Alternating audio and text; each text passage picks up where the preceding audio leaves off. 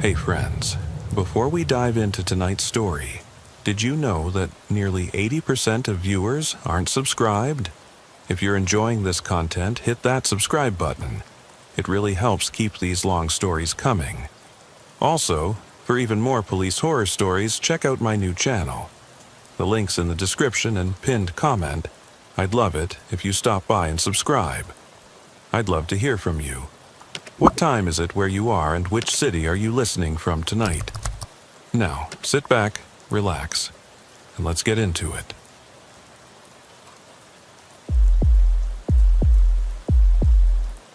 I pull out of the station at 20 minutes past midnight. Lights off, engine humming low. The air's cold enough to see my breath curl against the windshield. I head south on Monroe, past shuttered storefronts and the empty parking lot where the neon sign buzzes its last half-dead glow. My cruiser's radio crackles once, a fragment of somebody else's call, then silence. It's the kind of quiet that claws at your skin, makes every creak of the suspension and every hiss of tires on asphalt echo in your skull. I've been on these graveyard shifts for close to 20 years now. I know where the shadows gather thicker, behind the dumpster at 3rd and High, in the strip of alley between the laundromat and the pizza joint, under the flickering lamp by the railroad overpass. Tonight, though, something feels different.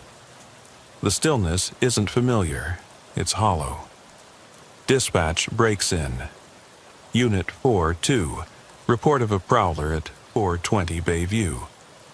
Elderly resident heard someone calling her name. My stomach turns over. Bayview's 6 miles east, a sleepy neighborhood of single-story homes and tidy lawns. It's past 2, but the streetlights are still on. Most nights they're timed off at 1. Whoever called in this tip must have flipped a breaker. I punch the mic, copy, dispatch. Then I flip on the blue lights. Doesn't take long to get there. 2 lefts off Monroe, a quick jog down Broad, then a right onto Bayview. The cruiser rolls up to number 420, a pale ranch house with curtains drawn tight.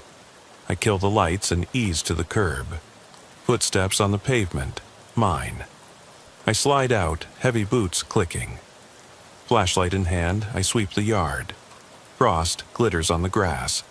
Perfect geometric crystals that vanish under the beam. No footprints other than mine. No movement behind the windows, no sign a car ever pulled up. I call out, "Ma'am? This is Officer Harper with Toledo PD. I'm responding to your call." The front door opens a crack. Mrs. Levin is there, thin as the night air, pale blue robe draped over frail shoulders. Her eyes are wide, glassy. "You came," she says, relief and fear tangled in her voice. I nod, keeping the beam steady on her face. I heard it again," she stammers. My name, over and over, soft, like he was in my yard. She points to the yard, voice shaking so hard I can hear it. "Henry, Henry." She trails off. Henry was her husband's name. He died 10 years back. I step inside. Living room is dark but clean. The couch looks newly vacuumed. I flash into corners. Dark shapes of furniture, nothing else. I run my light along the windowsills. No fingerprints, no scratches on the glass. I ask, "When did you hear it?" She clutches the edge of the sofa. "Just after midnight, I was about to lock up for bed when I thought I heard him calling me." Her lips tremble. Like he was safe, back again. I radio dispatch. "No signs of entry, ma'am. I'll check around." Outside, I pivot, flashlight sweeping the side yard. Trash cans, overgrown shrubs, back fence. Then I see a single indentation in the frosty grass. Just a shallow impression like a boot heel. It leads toward the alley. I follow it, heart thudding so loud I'm surprised she can't hear it. Footprints stop at the fence, nothing more. No handholds, no sign of a climb. Back at the porch, Mrs. Levin is peeking through the curtains, face pale as the moon. I tell her, I'll keep an eye on this block until morning. If you hear it again, call me immediately." She nods, mouth set in a hard line, jaw clenched. I give her a gentle smile, only I don't feel any comfort in it. The next night, same call, same script, different street. Third night, 2 calls. No rise in break-ins, no actual crimes. Just whispers of names in the dark and faint footprints that seem to vanish into thin air. Dispatch tags them as possible prowler calls, nothing more. But I'm staring at those 6 incident reports stacked on my desk, each one tilting my gut toward dread. I drive over to the precinct and pull the files. Each victim, 6 in total, lives alone. 5 are over 70, one's near 60 but lost his wife last year. I check the logs, all discharged from Toledo Regional Medical in the last 4 months. All had night shift nurses. Only 1 nurse on every file, Gabriel Watts. The name sticks unpleasantly in my mind. I don't sleep.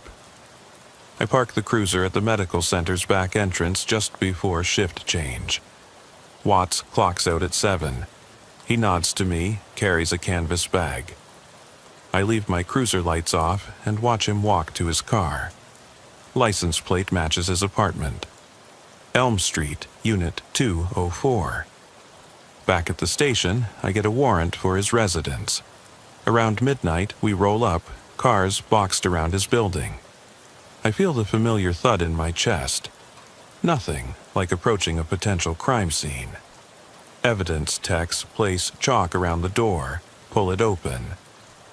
I step inside, sparse living room, neat couch, kitchen table with a single cup. Nothing bizarre. Then I see a small notebook on the coffee table. Hands secure the pages. I step close. Pages upon pages of names, addresses, phone numbers, discharge dates, medication lists. My breath catches as I thumb through. Mrs. Donnelly, 5 Pine Lane. Mr. Hirsch, 77, 12 Oak. Each entry has notes. Lives alone. Night terrors reported. Prescription for Xanax. I glance at the top. Entry dated 2 days ago, Mrs. Caldwell, 3:40. Bayview, that's Mrs. Levin. Watts appears, cuffs over his bag. He's calm, no struggle. I read him his rights, and he nods. Dark eyes empty like the streets where he prowled. In questioning, he confesses. He memorized charts, watched them recover, then dared to test them. He called their names from beyond foggy windows, listened for the door, gauged their vulnerability. Then, at the right moment, he'd slip in and administer a fatal dose from their own prescription bottles. I spend the drive back going over every call I answered in 10 years. How many late-night alarms did I write off? How many grown-ups did I tell, probably kids playing pranks, when someone's husband or mother was standing on the porch, shaking? My knuckles grip the wheel, white bone. 3 a.m., I end my shift in that same convenience store lot. I kill the light, step out. The sign above is buzzing like a broken fly. In the darkness, I whisper a name, someone I lost long ago. Felt compelled to see if the silence would answer. It doesn't. My radio crackles. Unit 42, head in? I unclip the mic. Copy. Then I turn off the radio. Let it go silent. I lean against the cruiser, boots cold on the asphalt. I close my eyes and feel it. That quiet pressure. The sense that somewhere, someone's whispering your name in the night. And you're not supposed to answer. I ease the door of my cruiser closed and settle behind the wheel, the seat's vinyl cold against my back.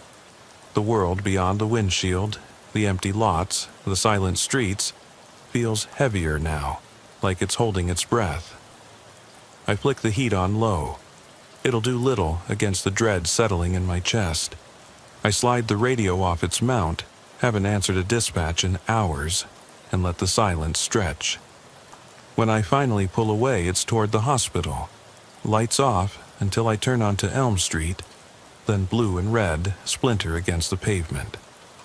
The apartment building sits low, brick and mortar caked with years of weather.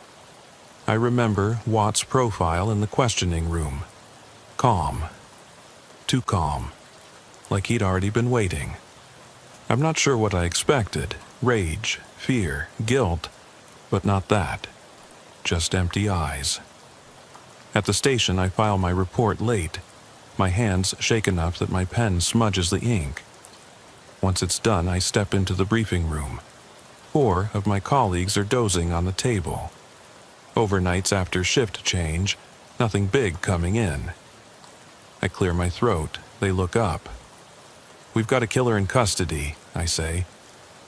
No one says a word. They just watch me pack up my stuff and slip out.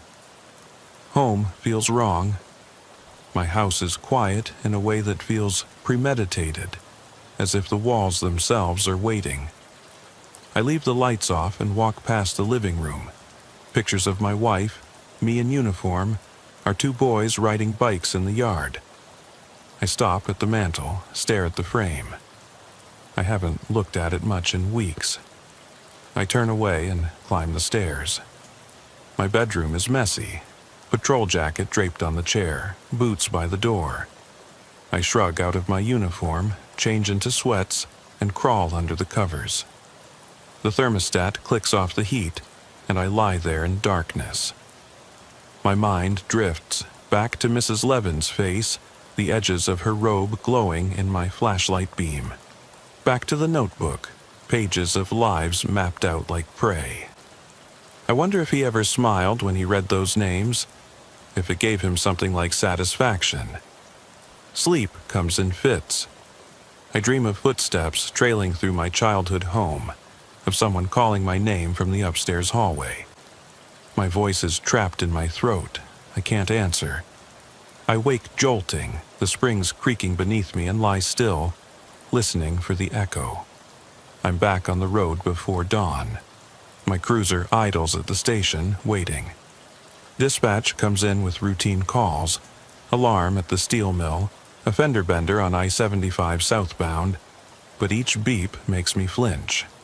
I long for another prowler call, just to feel that familiar rush. Instead, I submit to the paperwork, counts, stats, mileage. By mid-morning, I'm sitting at my desk staring at a case file from 6 months ago. A man in a rural stretch outside Toledo. Late-night call to help with an unresponsive patient. Death ruled natural causes. The nurse on duty, Gabriel Watts. My pulse spools tight. I grab the file, run to the sergeant's office. He looks up, cup of stale coffee in hand. "Harper?" I don't beat around it. "Sergeant, you 100% sure we covered every possible jurisdiction for Watts?" He sighs. "Yeah, we went back 2 years. Nothing else flagged." He flicks a glance at the pictures on my desk, my family. "What's on your mind?" I swallow hard. He admitted to 2 previous murders in other states. Why haven't we checked those areas in our own records? His chair creaks as he leans back. We did check. Nothing lined up. His M.O. was subtle. No signs, no evidence left behind. I reach into my pocket, fish out my phone. A news article from a small paper in Ohio. Elderly woman found dead in her home. Night nurse's name, Watts, same guy. It's buried in the archives, never made national news. I hand it to the sergeant. This one slipped through. Maybe others did too. He reads, face darkening. "You want to reopen those cases?" I nod. "Interview families, look at the records, anything you can find." He pushes the article back. "Fine, but you're leading the effort." Behind my desk, I set up files. Ohio, Michigan, Pennsylvania. Every mysterious death of elderly patients under a nurse named Watts. I work through lunch, skip coffee, let the sun move across the sky without me. My desk lamp casts a yellow halo over victim charts and coroner's notes. By afternoon, I've narrowed it down to 4 more cities. Toledo's neighbor county, Toledo itself before, 2 smaller towns in Michigan. The pattern is brutal in its simplicity. Wolf Nursing Center, Greenfield Hospital, Mercy Wing. I make calls to those jurisdictions. Cold calls to detectives who have no interest in reopening old natural cause deaths.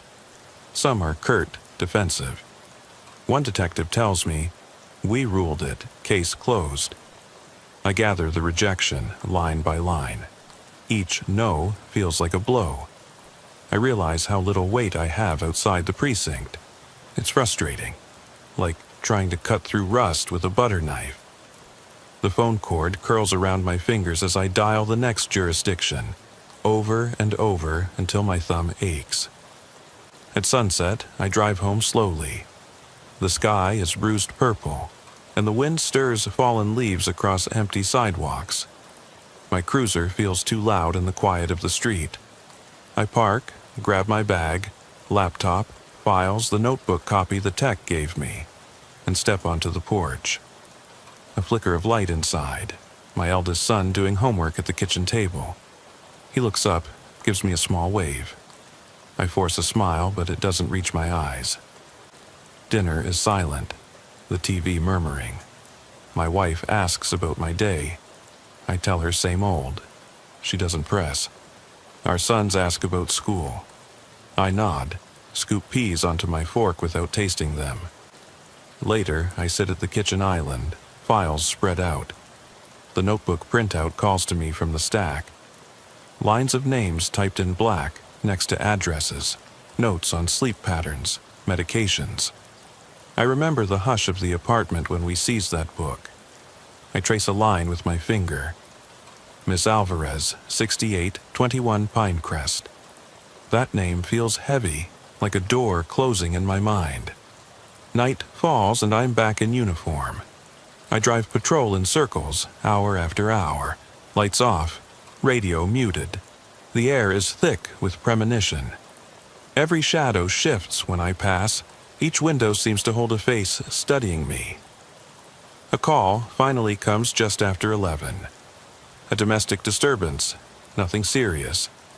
I answer it because it's better than nothing. The couple argues, I break them up, write a note, move on. It's routine, antiseptic. But afterwards, I sit in my cruiser and let the hush settle again. I close my eyes. I hear a voice, soft, intimate, a hushed syllable of my name. It's so close I startle, whip the door open, flashlight sweeping across an empty sidewalk. No one there, just wind. I breathe in slowly, let it out. I climb back in, close the door, lock it. I leave the radio off. The night stretches ahead, empty and expectant. And somewhere, in the thick air behind me, someone is calling my name. I ease out of the residential district and head back toward the riverfront.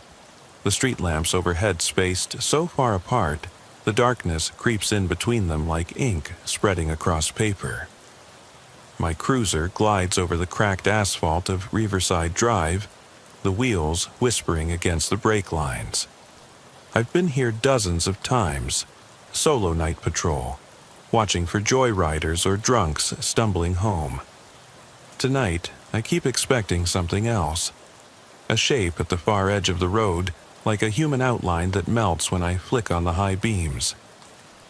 I park by the inlet where the old steel mill's silhouette lingers against the sky, massive girders like carcasses of long dead beasts. The water ripples in the moonlight, silver and cold. I step out, boots crunching on gravel. I don't touch the radio, it's become a habit. Silence beyond dispatch makes it easier to hear things, both outside and inside my head. I walk the path along the riverbank, flashlight unlit. There's a bench here, rusted metal arms curling like claws, and I sit. I remember the first time I came here, early in my career, rookie jitters, thinking the darkness itself was the worst threat. That was before I learned fear lives in waiting. Now I sit, lean forward, elbows on knees, and listen. Wind stirs the reeds, the river sighs. A dog barks somewhere up the street. No, footsteps direct behind me. No whispering voice calling, but I feel it. A presence, not malevolent exactly, more like a question suspended in the cold air. What are you listening for? My phone vibrates in my pocket. I pull it out, a text from the sergeant. How's the follow-up? I thumb it shut without reading. I didn't answer. Better I don't. Back in the cruiser, I slide in and pull the door closed. The seat molds to me. I drive in low gear, windows cracked just enough for the wind to hiss in, carrying scents of river brine and something sharp, like ozone after rain. I follow the river's curve toward the industrial district. One warehouse after another, panels dented, windows boarded. My light skims over graffiti stolen out of neon nights, warning tags and initials. Around 3 a.m., the call comes. 911, what's your emergency? The voice is breathy, panicked. I clutch the radio mic. Unit 4-2, what do we got? The dispatcher's tone is clipped. Caller reports someone. Someone banging on her back door, shouting her name. Elm Street, Mrs. Harper, no relation. I stare at the dash. Elm Street again. I know this neighborhood. Narrow driveways, hedges trimmed like geometric sculptures. No streetlights inside the blocks. I hit the siren, let it fade back to silence, then gun the engine. By the time I reach Elm, siren echoing against brick facades, I'm already unstrapping the seatbelt. I kill the lights, slip out with radio in pocket, flashlight in hand. Number 217. The house with the white picket fence and rose bushes that must have looked stunning come June. Now, in January frost, the stems are skeletons. I approach the backyard first, circling around the house. No footprints in the snow, bare unless you count my own tracks that glisten under the beam. The fence gate is ajar, scraping against the post with a rasp. I open it fully, stepping inside. It's too quiet. I go to the back door, deadbolt locked, but the knob rattles when I twist it. I shine inside. Kitchen, tiled floor, countertops clear. Coffee maker on the drip plate, half-full carafe, steam long gone. I speak smooth, low.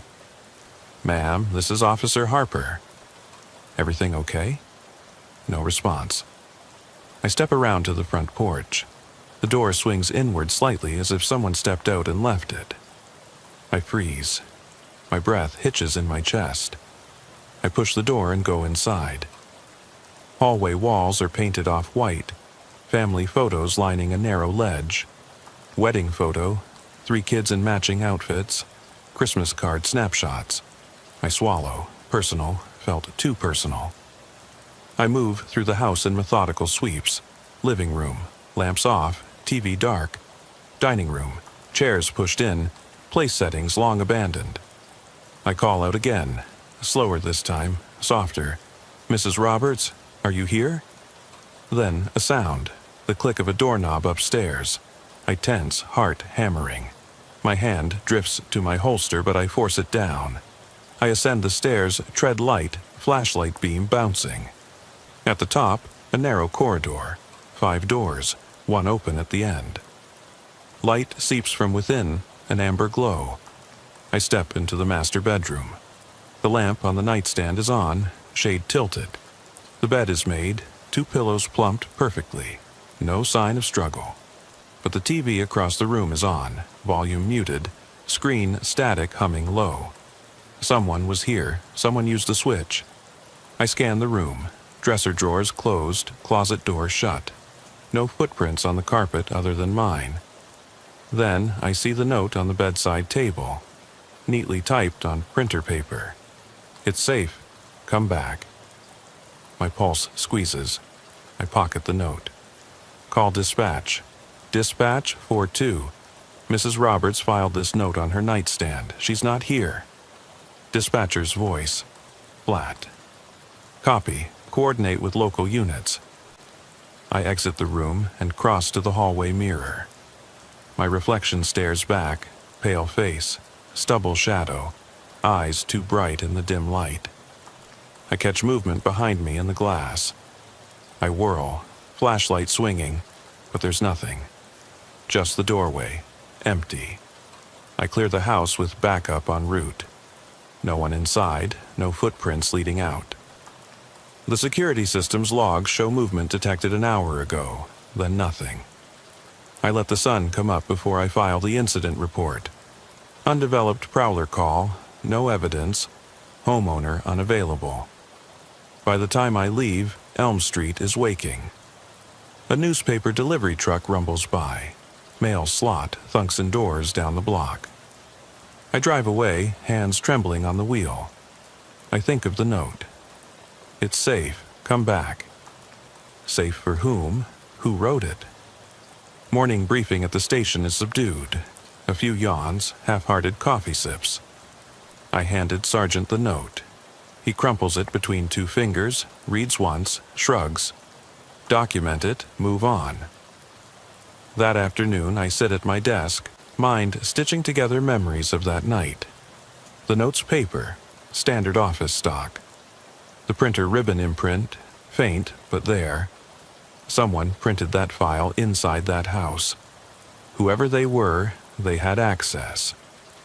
I log into dispatch records, cross-reference any print jobs recorded on the Ohio homeowners network. There's one match at 2:46 a.m. Document printed, a blank page. No file name, no metadata. But it came through their home office computer. Backed up in cloud logs, deleted before my shift. I go home and plug in my laptop at the kitchen island. My boys watch TV, oblivious. I open a secure line to IT in the evidence unit. I need every log for a home office computer at 217 Elm, I say. They tell me it'll take time. Bills and warrants and approvals. Time I don't have. That night, I patrol Elm again. Lights flicker off on Blue Oak Drive. I guide myself by memory. I park across the street, sit engine off. I watch the house. No movement. I pull a cigarette from my jacket, light it with trembling fingers. The ember flares in the dark.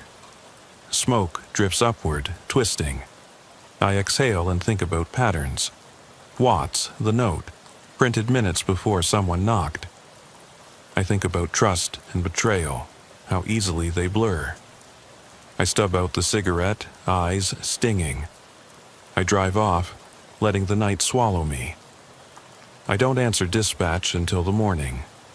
I drive past that house on my way out of town.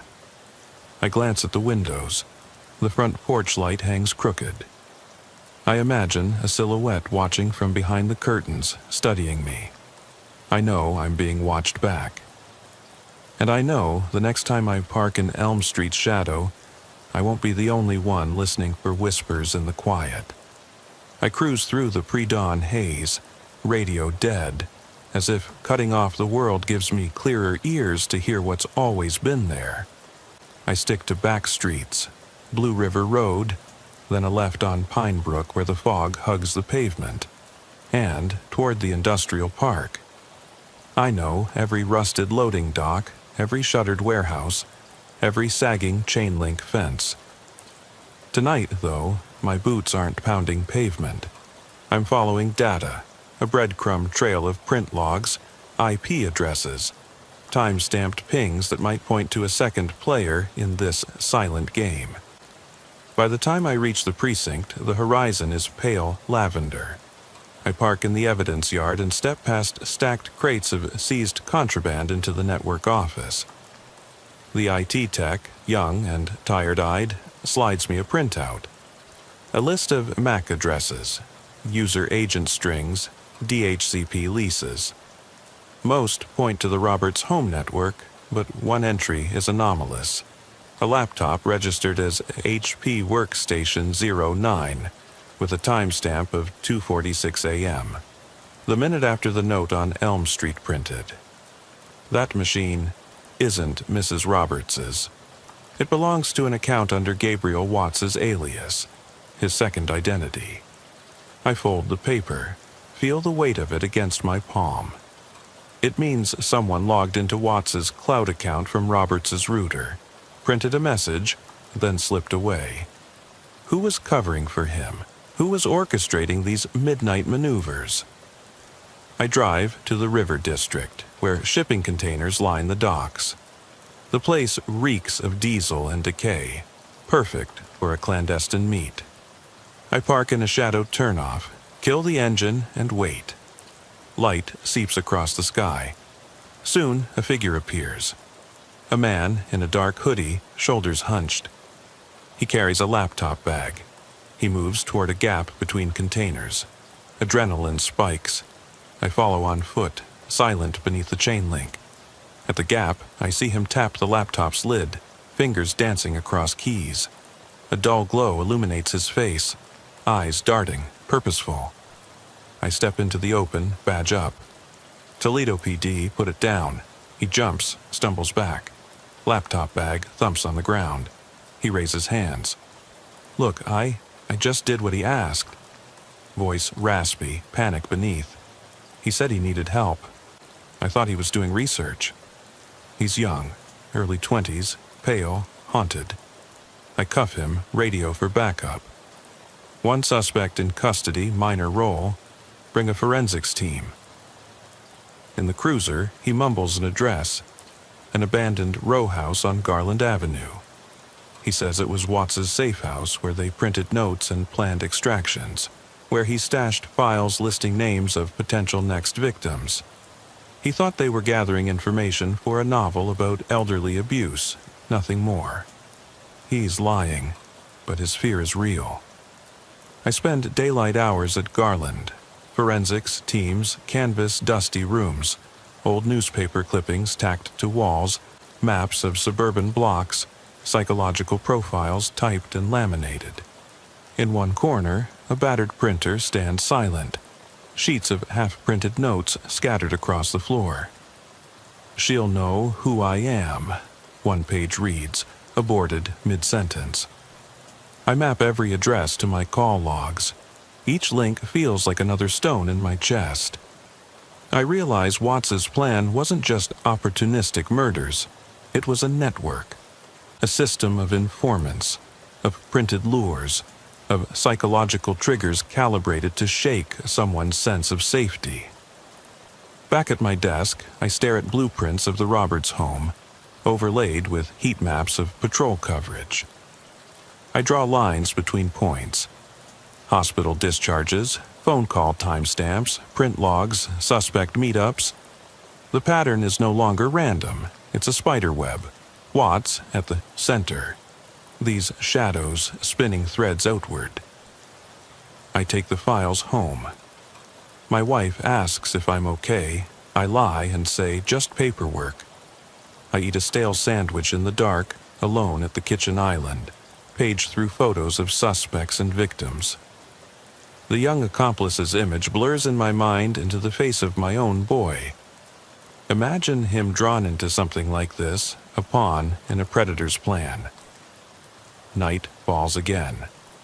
I drive Elm Street, Pinecrest, Bayview, back to Maple. I grow adept at spotting anomalies. A porch light flicker where it's never flickered before. A car parked too close to a driveway. A curtain twitch when no one should be awake. I jot notes in a weathered notebook. Addresses, times, gut instincts. At 2:46 a.m. on Parkwood Lane, I pull the cruiser onto the grass verge. A single lamp burns outside a bungalow. I kill the engine, slip out. No radio. I approach the front window, beam the flashlight at the sheer curtains. Something moves, a silhouette turning away. I knock on the door. Footsteps shuffle inside. The door swings open. A woman stands there, eyes red-rimmed. "Officer?" she whispers. Her robe is stained at the hem. She glances at the yard, no footprints, though frost covers the ground. Then she steps back as if pulled by an unseen hand. I shine the light over her shoulder. In the corner of the living room sits the young accomplice, slumped on the couch, laptop open, printouts littering the table. He looks up, terror widening his eyes. I call dispatch. Unit 4-2, we've got 2 in custody. Mrs. Callahan and a juvenile male, suspected accessory. I secure them and sweep the house. In the basement, tucked beneath a workbench, I find a filing cabinet, the final ledger. Names stamped on dividers. Live tests confirmed next in line. My finger traces across dozens of entries, each one a life on the brink.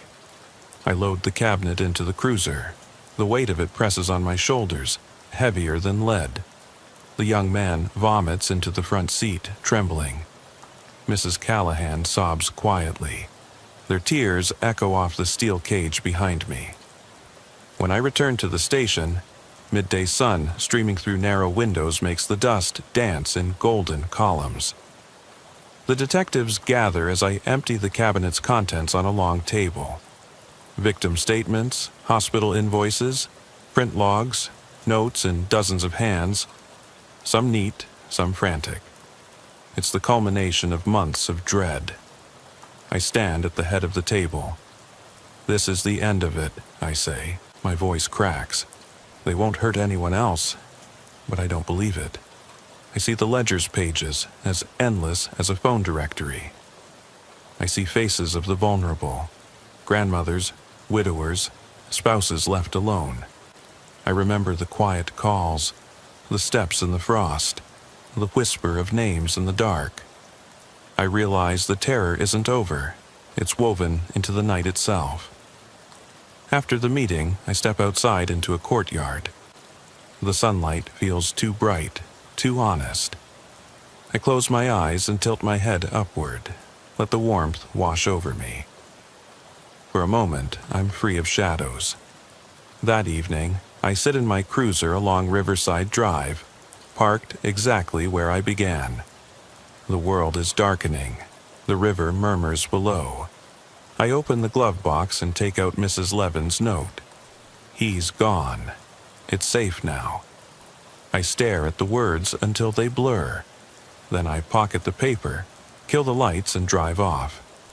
The night welcomes me back like an old friend. And somewhere, in the hush between breaths, I feel my own name being called. I don't stop. I don't answer. I head east on Riverside Drive, past the skeletal remains of the steel mill, headlights cutting through drifts of fog that pool beneath the overpasses. My cruiser's heater hums low, exhausted from hours of use, but I leave it on. The warmth clings to me like a fragile shield. I'm restless. Daylight investigations unveiled old tragedies, but nights hold the unanswered questions. I need to feel the pulse of the city at its most vulnerable hour. On the west end of town, I turn onto Old Mill Road, a narrow lane lit by a single flickering lamp at the entrance to an abandoned paper factory. Its red brick walls pockmarked, windows long gutted, it stands like a mausoleum of industry. I kill the engine and listen. The only sound is distant traffic on the highway, muffled through the decaying walls. I slip out, boots crunching broken glass. I cross the yard toward the main doors. The lock is rusted but intact. I pop it open with a shove. Inside, the cavernous space is coated in dust, so thick it caught every stray beam of streetlight from outside. I walk slowly, flashlight carving paths through the gloom. Conveyor belts hang like cobwebs overhead. Machinery lies strewn, gutted of purpose. I pause at a narrow stairwell leading to a mezzanine. This spot was once hidden from patrols, a place victims could vanish. I climb, each step groaning. At the top, the air is colder, stale with the smell of rot and oil. I sweep the beam across a row of windows, shards of glass, jagged and menacing. I imagine someone watching from outside years ago, maybe my killer. A shiver runs down my spine, reminding me that silence can be louder than screams. On the mezzanine floor, I find scrawled graffiti, names, dates, initials layered in spray paint. Some recent, the white tags bleach near the end of last month. I crouch to read MEW 12/14 beside NWH 1/22. Codes. I trace my finger along the letters. My pen scratches on my notebook. More evidence of someone's ritual, marking time, stamping territory. My radio buzzes softly. Dispatch checking in. I ignore it. I've spent weeks chasing footprints and printouts. Now I follow the clues etched into rusted steel. I move to the far corner where a metal door stands ajar. I push it open to a small office lit by dying moonlight through a high window. A desk lies on its side, papers strewn like fallen leaves. Most are waterlogged, unreadable, but one folder remains sealed, a manila envelope tied with string. I pick it up carefully. The string unravels, and inside are photographs. Elderly patients at Toledo Regional, smiling tired smiles in their hospital beds, gowns pulled tight. Beneath each photo, typed notes: Stage 1 completed, awaiting response, schedule next call. The language, clinical, detached, the calm of a surgeon's hand before the scalpel. My heart hammers. Each entry matches someone who reported hearing their name whispered. I count them. A dozen faces, more than I ever realized. Not just the 6 we uncovered, but 12 patients targeted in our district. Some were moved to nursing homes, some discharged to family. Watts's list spanned care facilities, untraceable under normal scrutiny. I tuck the envelope under my arm and stand. The building's silence presses in, edge to edge. I leave, closing the door quietly behind me. Outside, the fog swirls and spirals.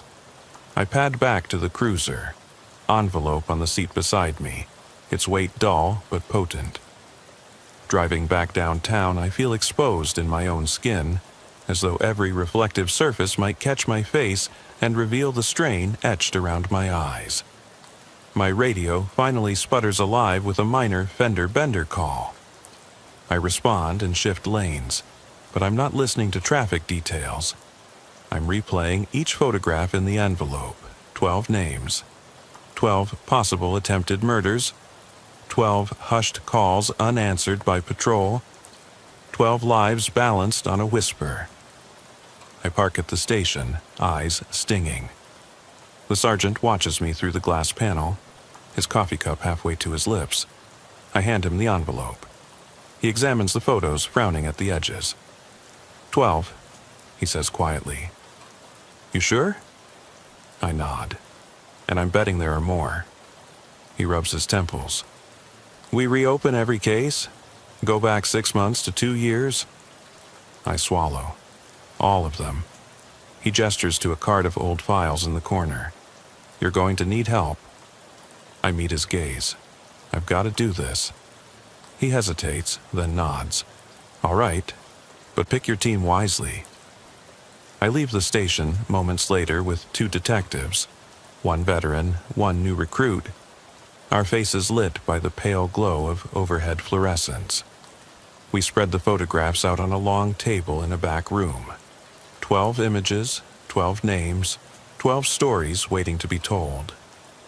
We assign each detective to a pair of cases, set deadlines for interviews, medical record requests, family contacts. I keep 2 myself, the earliest and the most recent. In the days that follow, I'm a ghost in my own life. I interview family members in dim living rooms, watch them choke back tears as they recall hearing their loved one's voice in the night, come to the window only to find empty yards. I crawl through hospital archives, reading charts sealed by electronic locks that now seem too easy to breach. I cross-reference timestamps with dispatch logs, matching print server data and network pings. Every new piece of information feels like a fissure cracking the calm surface of a lake. Nightmares return, strobing through my sleep. I see the faces of the patients, their eyes vacant, their lips parted in silent calls. I hear my own name on the wind. I wake at 3:14 a.m., heart slamming, sweat chilling on my skin. I roll out of bed, robe around me, and drive the streets without purpose until dawn. On the sixth night of this cycle, I'm back at Elm Street, 217, now cordoned off for forensic mapping. Blue tape outlines windows and doors. Detectives pore over evidence logs, marking footprints in snow with spray paint. The LED bulbs of inspection lights carve halos in the yard. I stand with a witness, the husband of Mrs. Roberts, watching him point to the closet where he found her note on the floor. He speaks softly. I can't believe I didn't see it. She was terrified for weeks. He covers his face with his hands. I place a hand on his shoulder. You'll get answers, I say, though I'm not sure I believe it. I return to my cruiser, the envelope still heavy on the passenger seat. I open it. Again. Smudged fingerprints on the photos, notes scribbled in margins. I let the pictures fall over my lap, one by one, until only the first remains. A shot of Mrs. Caldwell, eyes haunted, night nurse's name printed beneath. I stare at it until I can no longer tell where her face ends and mine begins. I slip the photo back in the envelope, seal it, and pocket the string tie. I climb into the driver's seat, start the engine, and flick on the headlights. In the beam's edge, I glimpse the outline of the house fading into night. I drive away, radio off, feeling the weight of 12 stories pressing on my spine. 12 whispers in the dark, each one a question I can't answer. As I merge onto Riverside Drive, I decide I'll return to the paper factory tomorrow. Re-examine the mezzanine graffiti, follow those cryptic codes. And I'll keep the envelope with me, a reminder that my duty doesn't end when the lights come on. Tonight, I'll answer every dispatch until the sun rises. I'll chase down each stray call, no matter how small, because I've seen what happens when silence grows too deep, how it gives monsters strength. I thread the cruiser through empty streets until dawn's first pale light bleeds into the sky. Then I park outside the precinct and sit for a long moment, engine idling. The envelope with 12 faces rests heavy on the passenger seat. I open it once more, let the photos spill across my lap. Their eyes follow me even in the half-dark of the cab. I slip them back in order, earliest to latest, and tuck the bundle into my coat pocket. I step out, close the door with care, and head inside. The station smells of stale coffee and inked paper. Detectives move in slow circles, trading case files. I cross to the evidence room, badge at the ready. The sergeant stands in the haze of fluorescent light. He nods. No words needed. I lay the envelope on an empty table. They're all here, I say, every single one. My voice echoes against metal cabinets. He leans in, eyes on the bundle. What now? I draw a slow breath. We finish what we started. He straightens. You want the department on board? I look him in the eye. Every shift, every beat, every trace. The sergeant exhales. We'll need manpower. I meet his gaze. I'll take patrol. I want every officer rebriefed on pattern recognition. Footprints, printouts, whispers, and we set stakeouts, Elm, Bayview, Maple, Riverside, Pinecrest. I'm not leaving a street unturned. He nods, begins to mobilize. I turn and walk out of the evidence room into the heart of the station, passing officers at desks who glance up warily. Each one will soon know the full scope. Each one will patrol with the same dread I've carried for months. By afternoon, patrol cars roll in pairs along every neighborhood that's been touched by this horror. Dispatch script changes. Possible predatory prowler. Soft calls, name usage. Report footprints, print logs, network anomalies. Radios crackle with updated codes. I return to my desk, open the call logs, and annotate every relevant entry. I mark channels for digital print server overrides, ISP logs. I reach out to state and federal partners. This is no longer local. Watts's network covered 3 states. I request cross-jurisdictional task force status.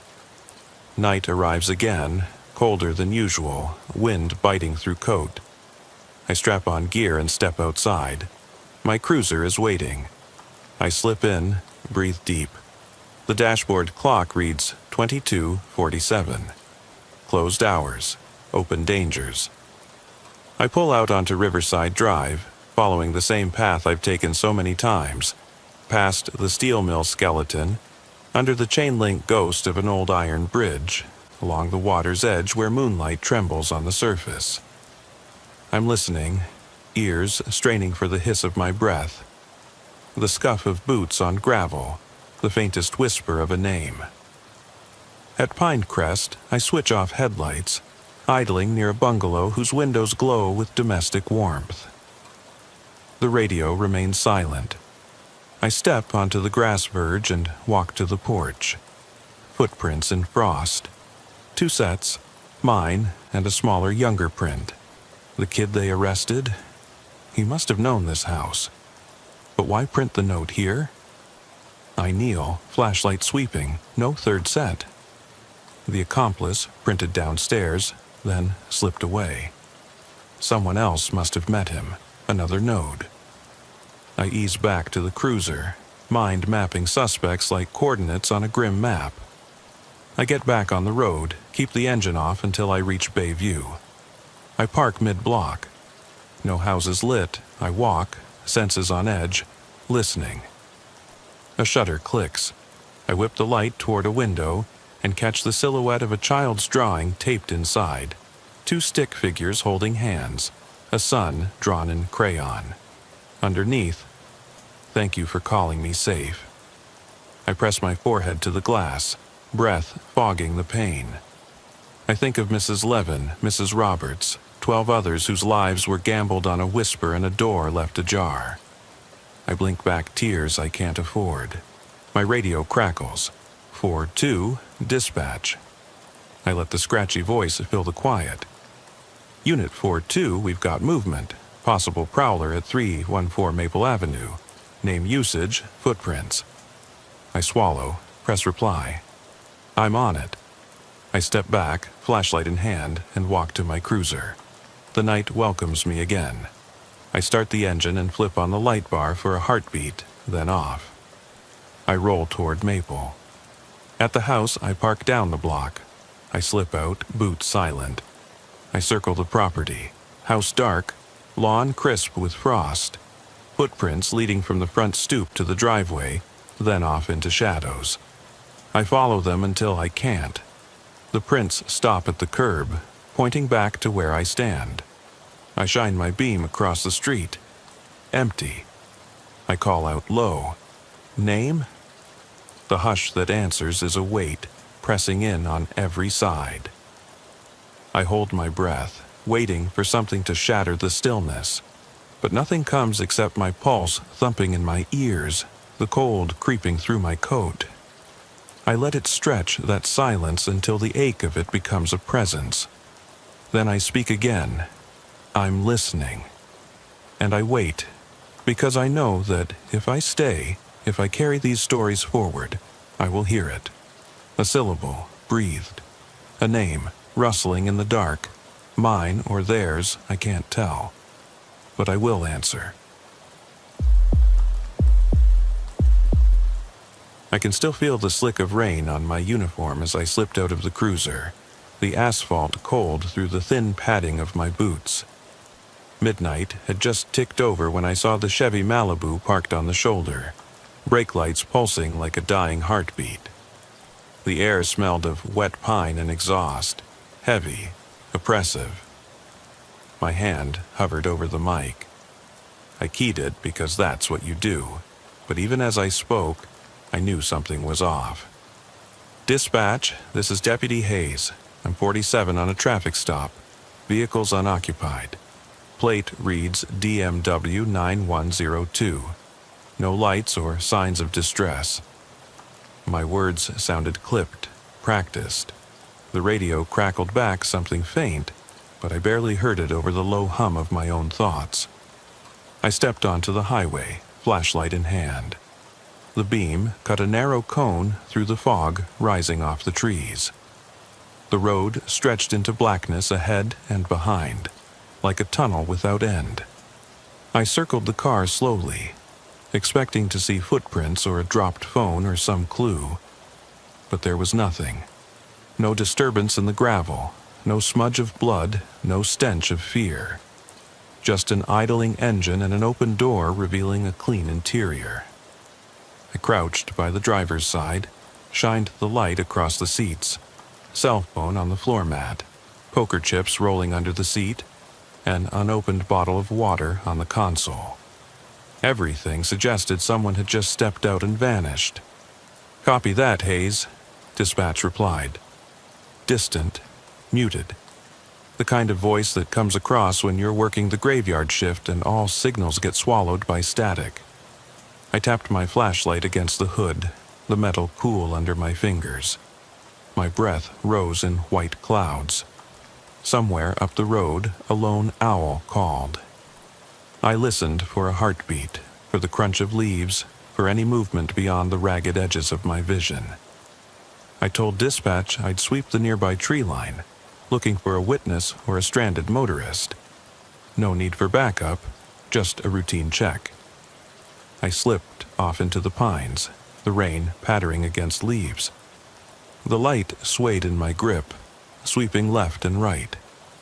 Each time it passed over the same fallen root or the same bramble, I felt a pang of déjà vu. As if I'd been here before, as if the road itself had looped back on me. I followed the edge of the asphalt for 20 yards, then turned inward, pushing aside saplings. My jacket snagged on a branch. I murmured a curse under my breath, wiped the rain from my brow, and pressed on. 20 minutes later, I was deeper than I intended. The road's glow vanished behind a curtain of trunks.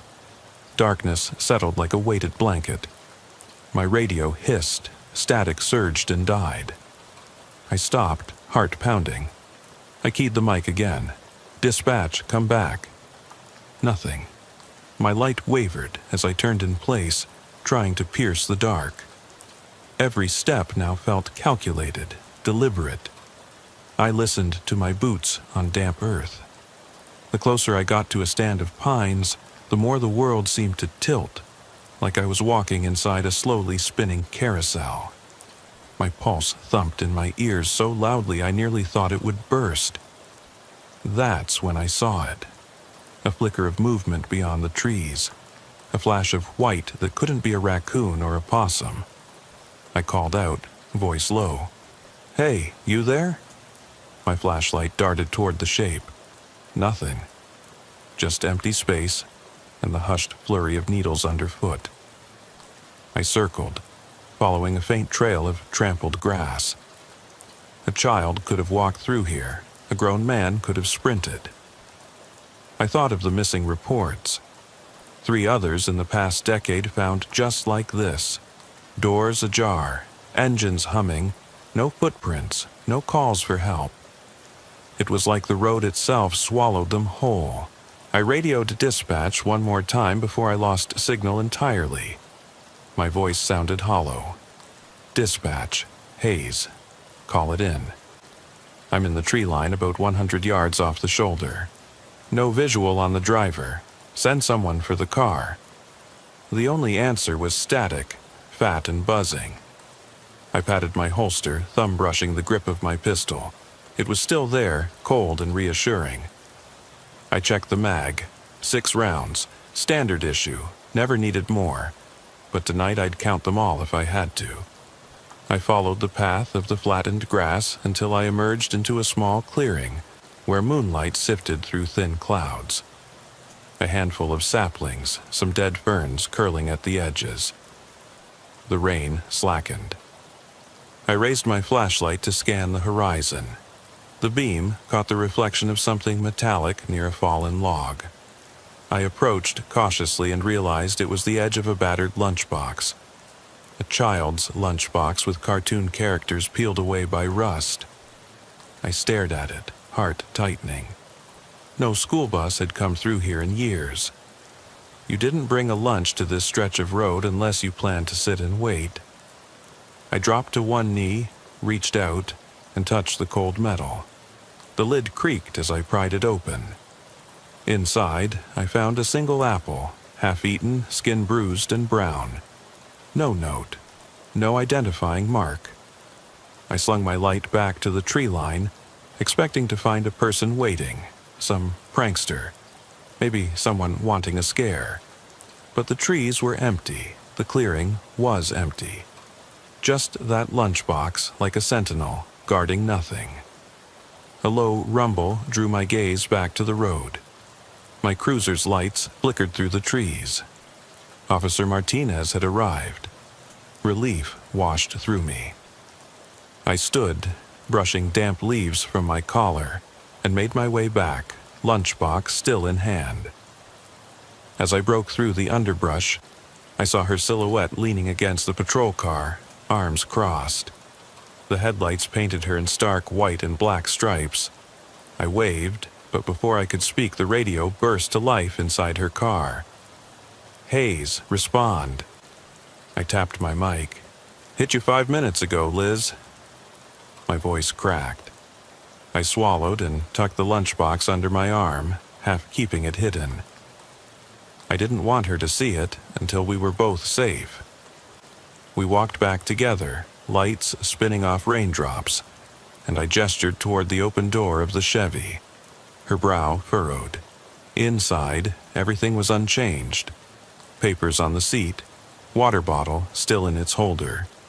She stepped forward, leaned in, and whispered, "Hayes, where's the driver?"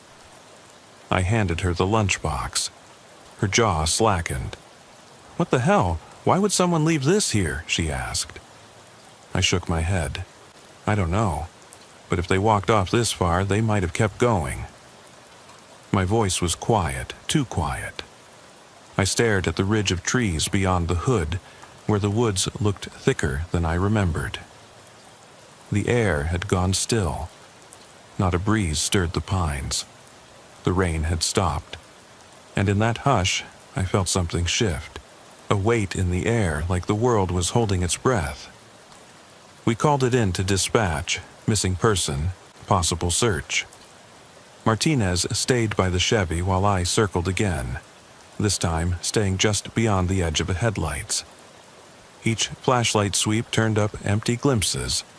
A broken bottle, a patch of mud, a snake too quick to see. Nothing that explained why someone would abandon a car with the keys inside. Nothing that explained the apple. By the time backup arrived, we had a half-dozen deputies fanning out in pairs, grid patterns over the forest. Dogs on leashes, techs with infrared scopes aimed at treetops. The CB was alive with chatter, pagers buzzing, but the search yielded nothing. After an hour, the dogs lost the scent. After 2, the infrared showed only heat signatures of police jackets. Nothing else moved. The storm rolled in again. Lightning tore across the sky, illuminating the road in stark, buzzing blue. I watched the flashes, heart thrumming with each crack. In one burst, I thought I saw a figure standing by the Chevy, tall, still, watching.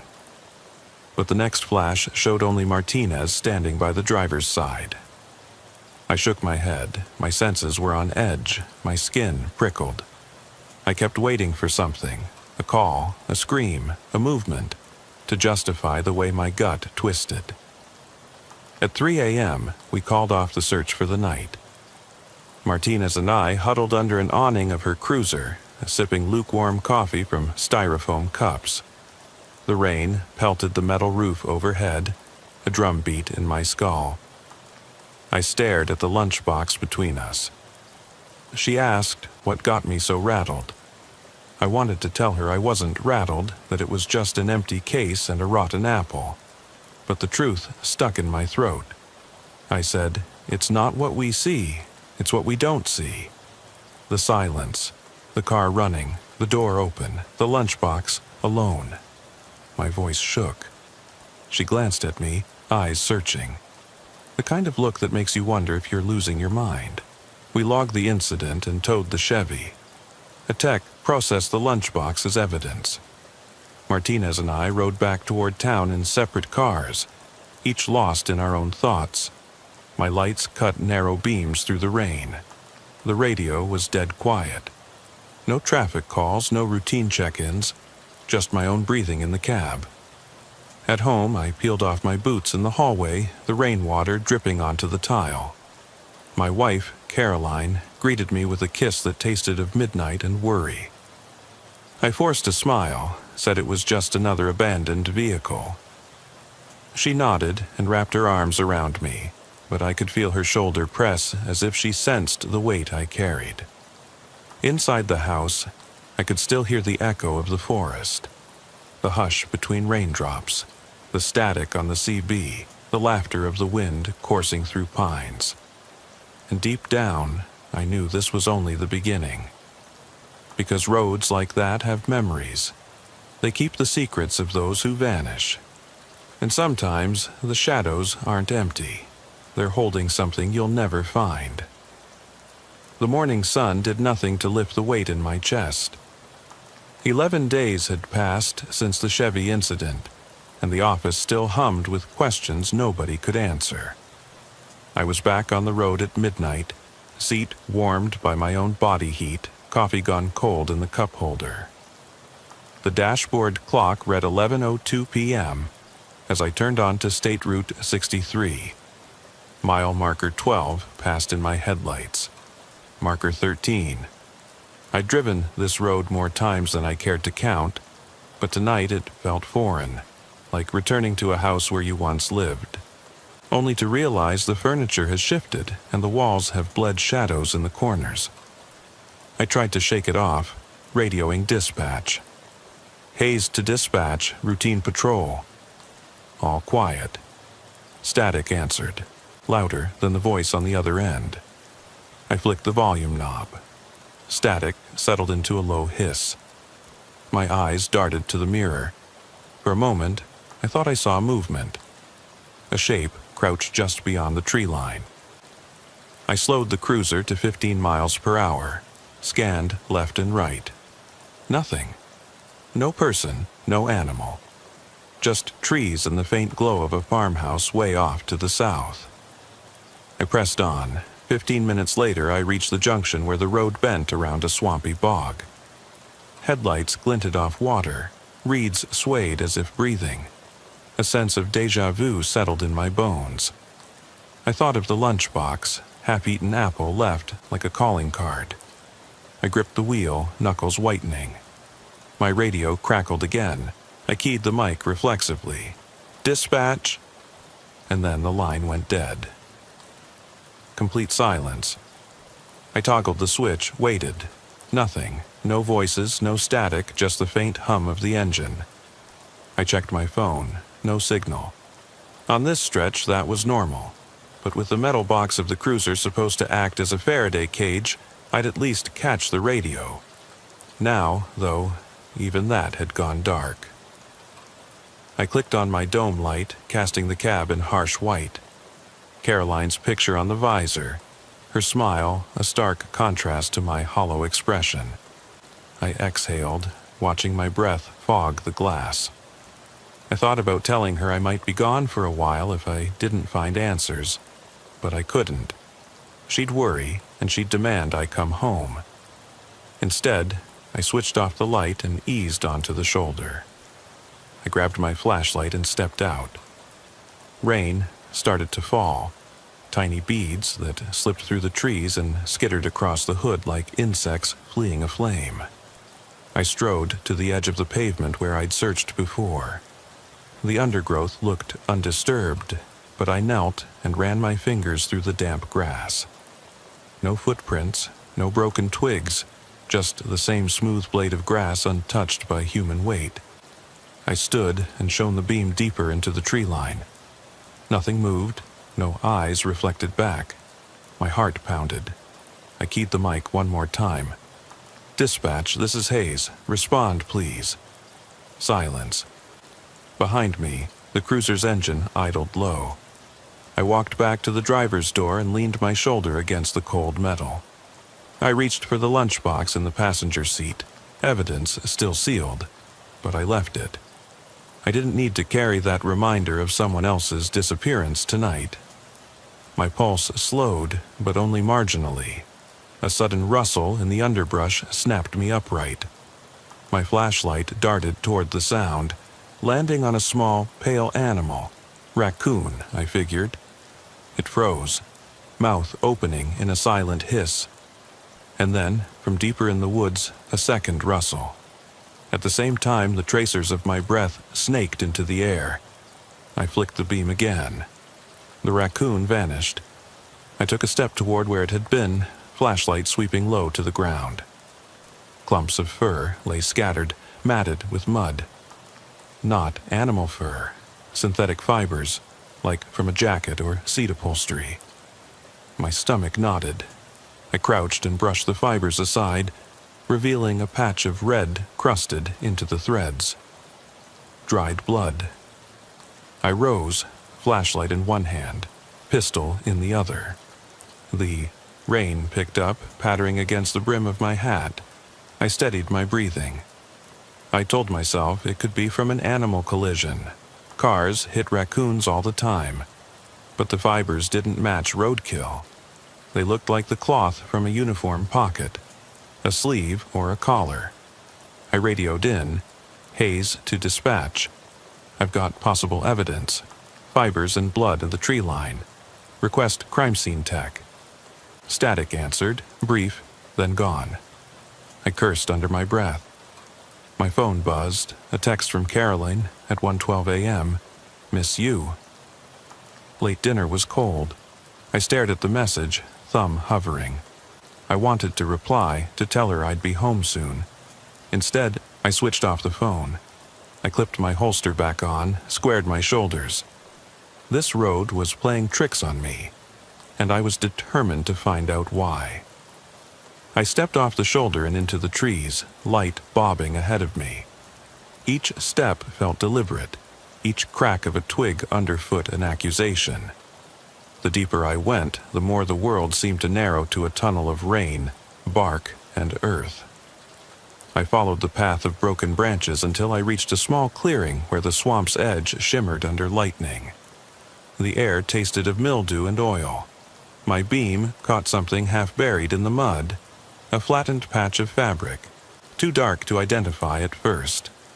I knelt, pried it free. A police badge, its enamel dulled and chip missing off one corner. No name, just the state seal and a badge number I didn't recognize. I pocketed the badge and stood, heart thundering in my throat. Something was here, in these trees, at these coordinates. Something that lured people in. Something that left tokens behind. Fruit in a lunchbox, a child's lunch pail, now a badge. I called out, voice barely above a whisper, "Who's here with me?" My words were swallowed by thunder. I took 2 steps back, then 3, and the ground gave way beneath my boot. I plunged into a shallow trench hidden by foliage, half falling, half stumbling. Rainwater lapped around my legs. I shone the flashlight at the trench walls, mud streaked with what looked like drag marks. Grooves gouged into the dirt as if something heavy had been dragged through here. My pulse raced. I climbed out, scrambling, heart pounding. I spotted a line of footprints etched into the mud.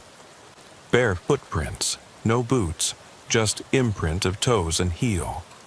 They led deeper into the swamp, toward a stand of cypress trees whose knees jutted from the water like jagged teeth. I studied the prints.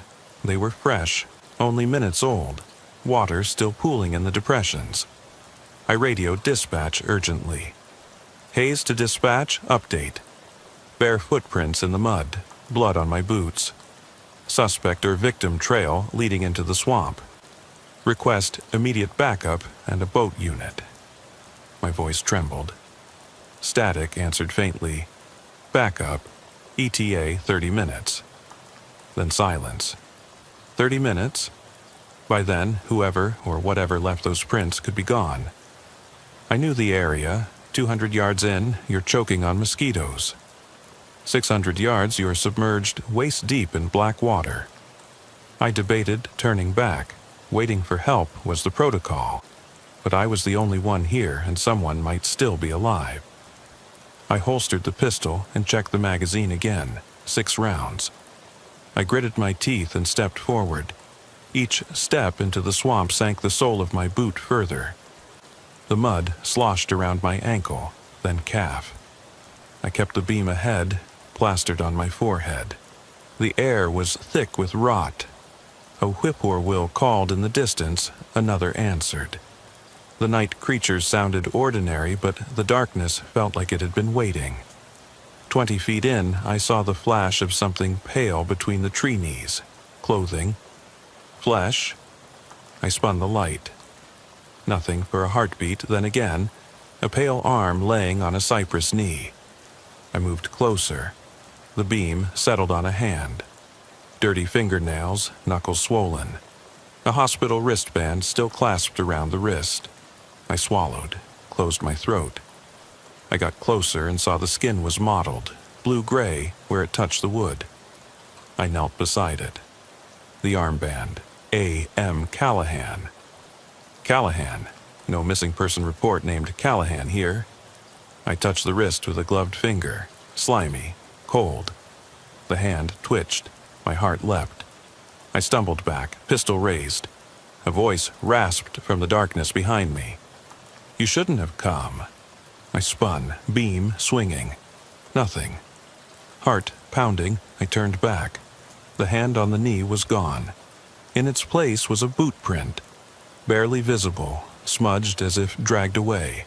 I ran. I crashed through trees, branches whipping my face, mud splattering my uniform. The swamp tried to pull at me. Roots snagged my boots. I broke free, lunging onto solid ground. The cruiser's headlights shone through the pine, white god beams that felt like salvation. I slammed into the front bumper, chest heaving. I yanked the badge from my pocket and tossed it onto the hood. It skidded off into the grass. I climbed in, locked the doors, and gunned the engine. Tires spat mud as I peeled out onto the road. My radio sputtered. Static sizzled.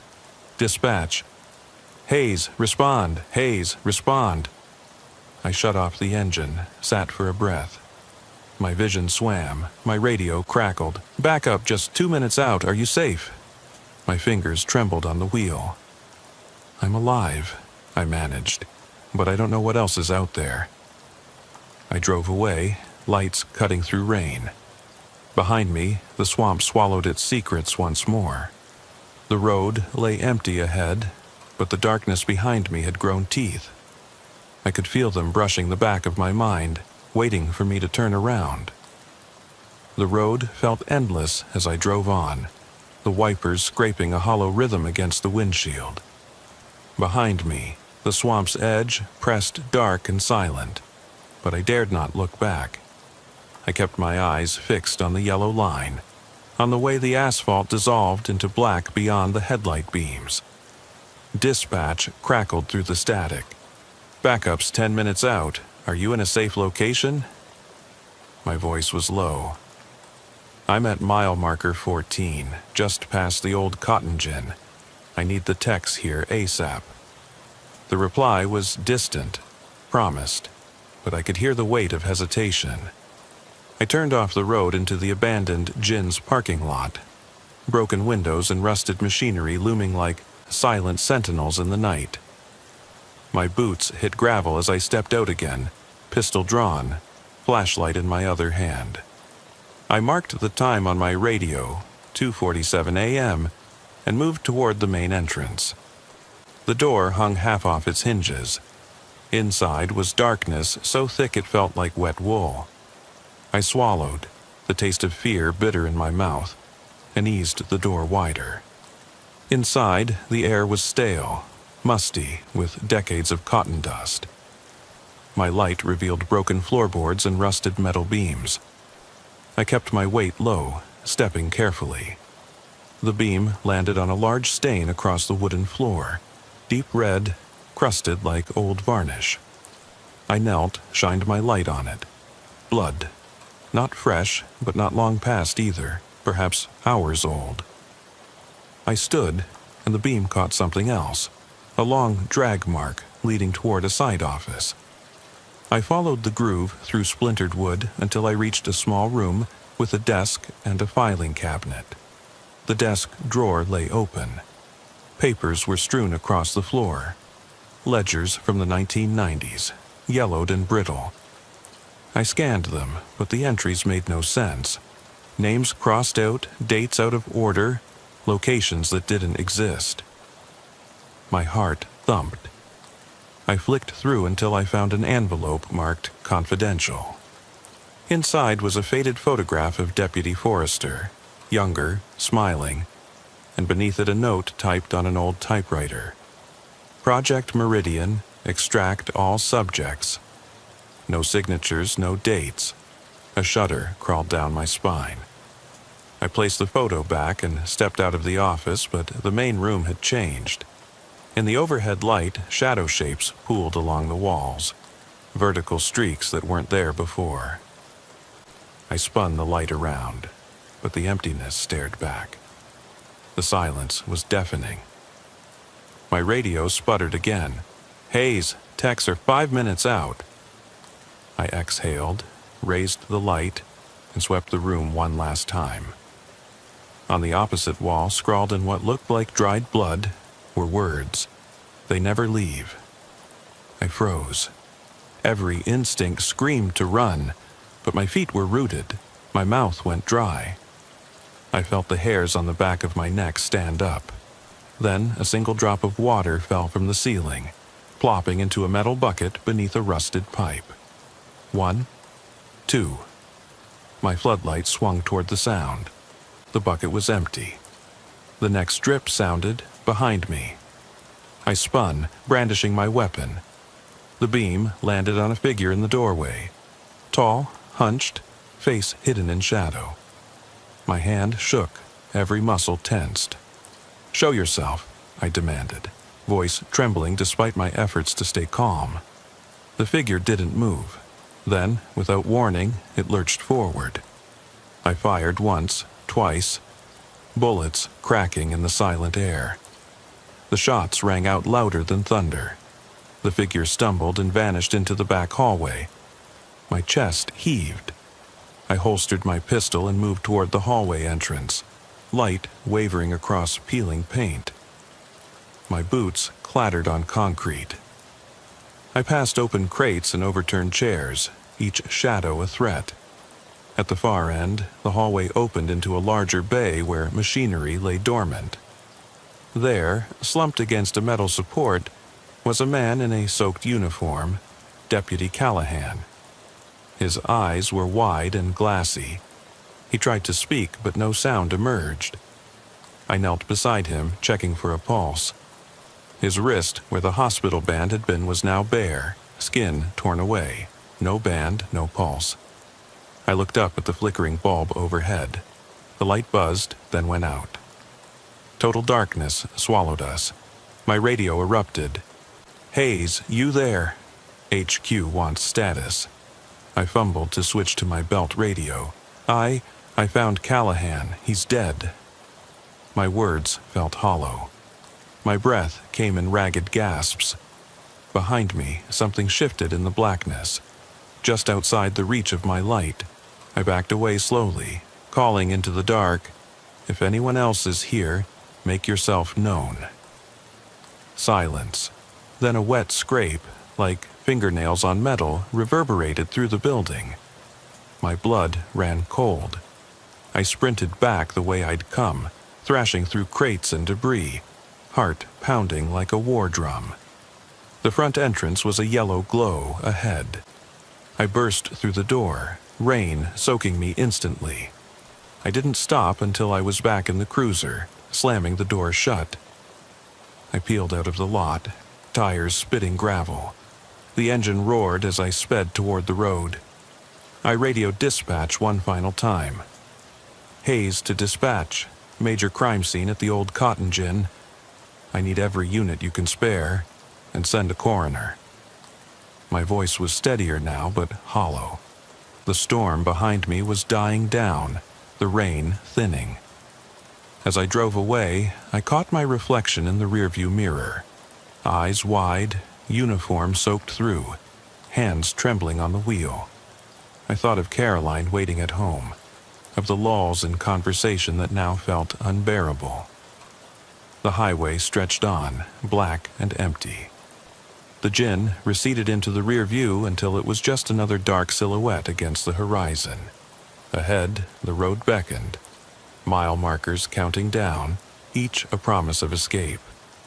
But I knew there was no escape from what I'd seen, from the hush in the trees, from the drag marks in the mud, from the handwriting on the wall. And I knew I'd feel that weight in my chest every time I rolled by that place, every time rain tapped my window at midnight. I stepped off the highway onto the service road lined with cracked concrete barriers that glinted under the half moon. My pulse drummed in my ears.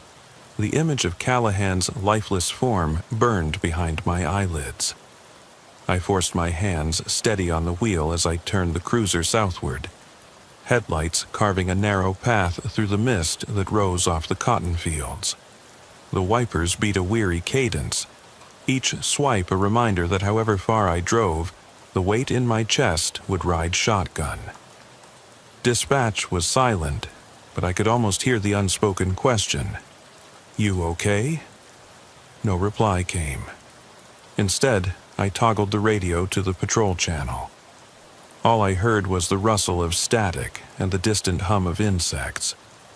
I flicked off the dome light. The cab went black, save for the glow of the dash.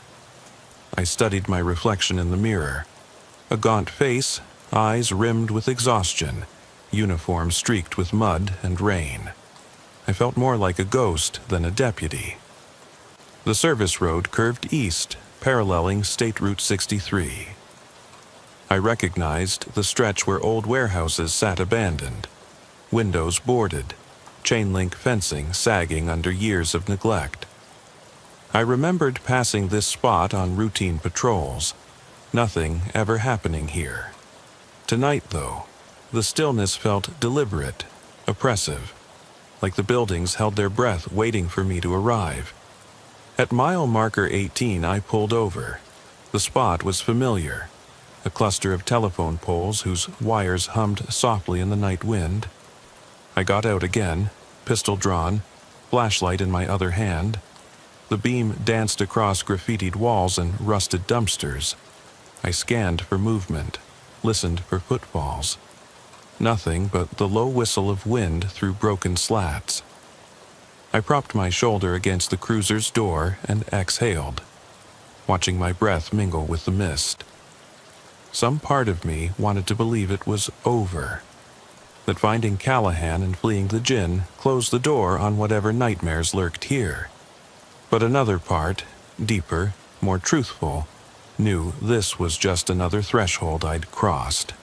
The badge I'd discarded, the lunchbox, the drag marks, the bodies, each was a breadcrumb leading me deeper into a labyrinth with no exit. I keyed the mic. Hayes to dispatch, a situation secured for now. Callahan's body at the gin, techs on scene. I'm standing by at marker 18. Static crackled in response, then a brief, "Copy that." I tucked the radio back into its mount and tapped my pistol's grip. 6 rounds, 6 chances. Not that I expected to find anyone I could shoot. I wandered past the fence line where the weeds clawed at my boots. The air smelled of damp metal and old rot. My beam revealed a narrow gap beneath a fallen sheet of corrugated iron. Curiosity, that old friend that had damned me, whispered to crawl in. I hesitated, swore I'd learned better. But the gnawing need for answers pushed me forward. Inside was a crawl space stained with grease. My light glinted on metal piping overhead. white elbows twisting into shadow. I could hear distant drip, drip, drip. I tightened my grip on the flashlight and edged forward, each movement kicking up motes of dust that floated in the beam like restless spirits. The drip led me to a vertical seam where the concrete wall met the earth. Water streamed down in a thin trickle, pooling at my boot. I pressed my ear to the wall. Beyond it, I thought I heard breathing, soft, uneven. I cleared, my throat, voice barely above a whisper. "Hello?" The breathing stopped. I waited, silence pressing back. Then faintly a whisper, "Help me." My heart slammed against my ribs. I twisted around, light swinging. The entrance was gone, filled by the fallen metal sheet, welded into place by grime and time. I braced my shoulder against the wall and shoved, but the sheet wouldn't budge. Panic tunneled through me. I chipped at the edges, but the rust held firm. The whisper came again, closer. "Help!" I yelled, "Who's there?" The crawlspace offered no answer, only scraped breaths and the taste of mud in my mouth. I pounded at the wall until my knuckles ached, the flashlight clattering to the ground. A cold gust blew through. The drip turned to a trickle of blood, hot and sticky on my cheek. I looked up. Above me, a grate, ravaged by rust, allowed a shaft of moonlight. I scrambled over slick concrete, heart tearing in my chest. At the grate, I pressed my hands through the bars, trying to widen the opening. My fingers slipped in grime, and then I saw it, a pale hand. Callahan's? Mine? It shot through the grate, fingers brushing mine, every contour bone and tendon. A whisper on my ear, "You shouldn't have come back." I staggered back, vomiting instinctively into the pool of blood at my boots. The grate rattled, the sheet of metal creaked. I grabbed my pistol, smashed the flashlight against steel, and kicked at the wall with every ounce of strength I had. The metal sheet shifted a fraction. I shoved through, bursting free into the night air, lungs burning with relief. I hit the ground, rolling, adrenaline spiking. The service road stretched before me, empty, silent. No footprints except my own. I bolted to the cruiser, hands shaking as I yanked open the door. I fumbled for the keys, threw the engine into gear, and peeled away, tires spitting gravel. The grill light snapped off behind me as I roared into the darkness. My breath rattled in the cab. The radio came alive with frantic voices. Backup inbound, confirm location, state of emergency. But I couldn't speak. I sat there as the dashboard lights flickered, vision blurring. The service road led back to the highway, then on to the station, where answers might await or more questions. I drove on, the world narrowing to a point in front of me. The mist thickened, swirling over the hood like living smoke. The darkness closed in, but I pressed on, driven by a force I couldn't name. My reflection in the mirror was gone, only empty roads stared back. And in that emptiness I realized this road had no end. Not for me, not for anyone who followed its whispering path. It fed on silence, on unanswered calls, on fear left unsaid, and every mile deeper, every secret uncovered, only drew me tighter into its clutch. I glanced at the dash clock, 3:31 a.m., and swallowed hard. Dawn was hours away, but I wasn't going home, not yet, not while the road still called, still breathed its secrets around me. I kept driving, wipers dragging across the glass, lights carving a tunnel of night. And as the sky lightened faintly in the east, I knew the truth I carried wouldn't let me rest. The road carried me forward even as my mind felt rooted in place. I passed the blinking sign for Meadow Creek Bridge, its yellow letters bobbing in the darkness. My knuckles ached from gripping the wheel, but I didn't dare loosen my hold. Somewhere behind me lay the steel crawlspace, the voice whispering warnings I couldn't unhear. and somewhere ahead was the station. Bright lights, other officers, paperwork, questions. But between those points lay the stretch of a highway that had become its own entity, feeding on silence and fear.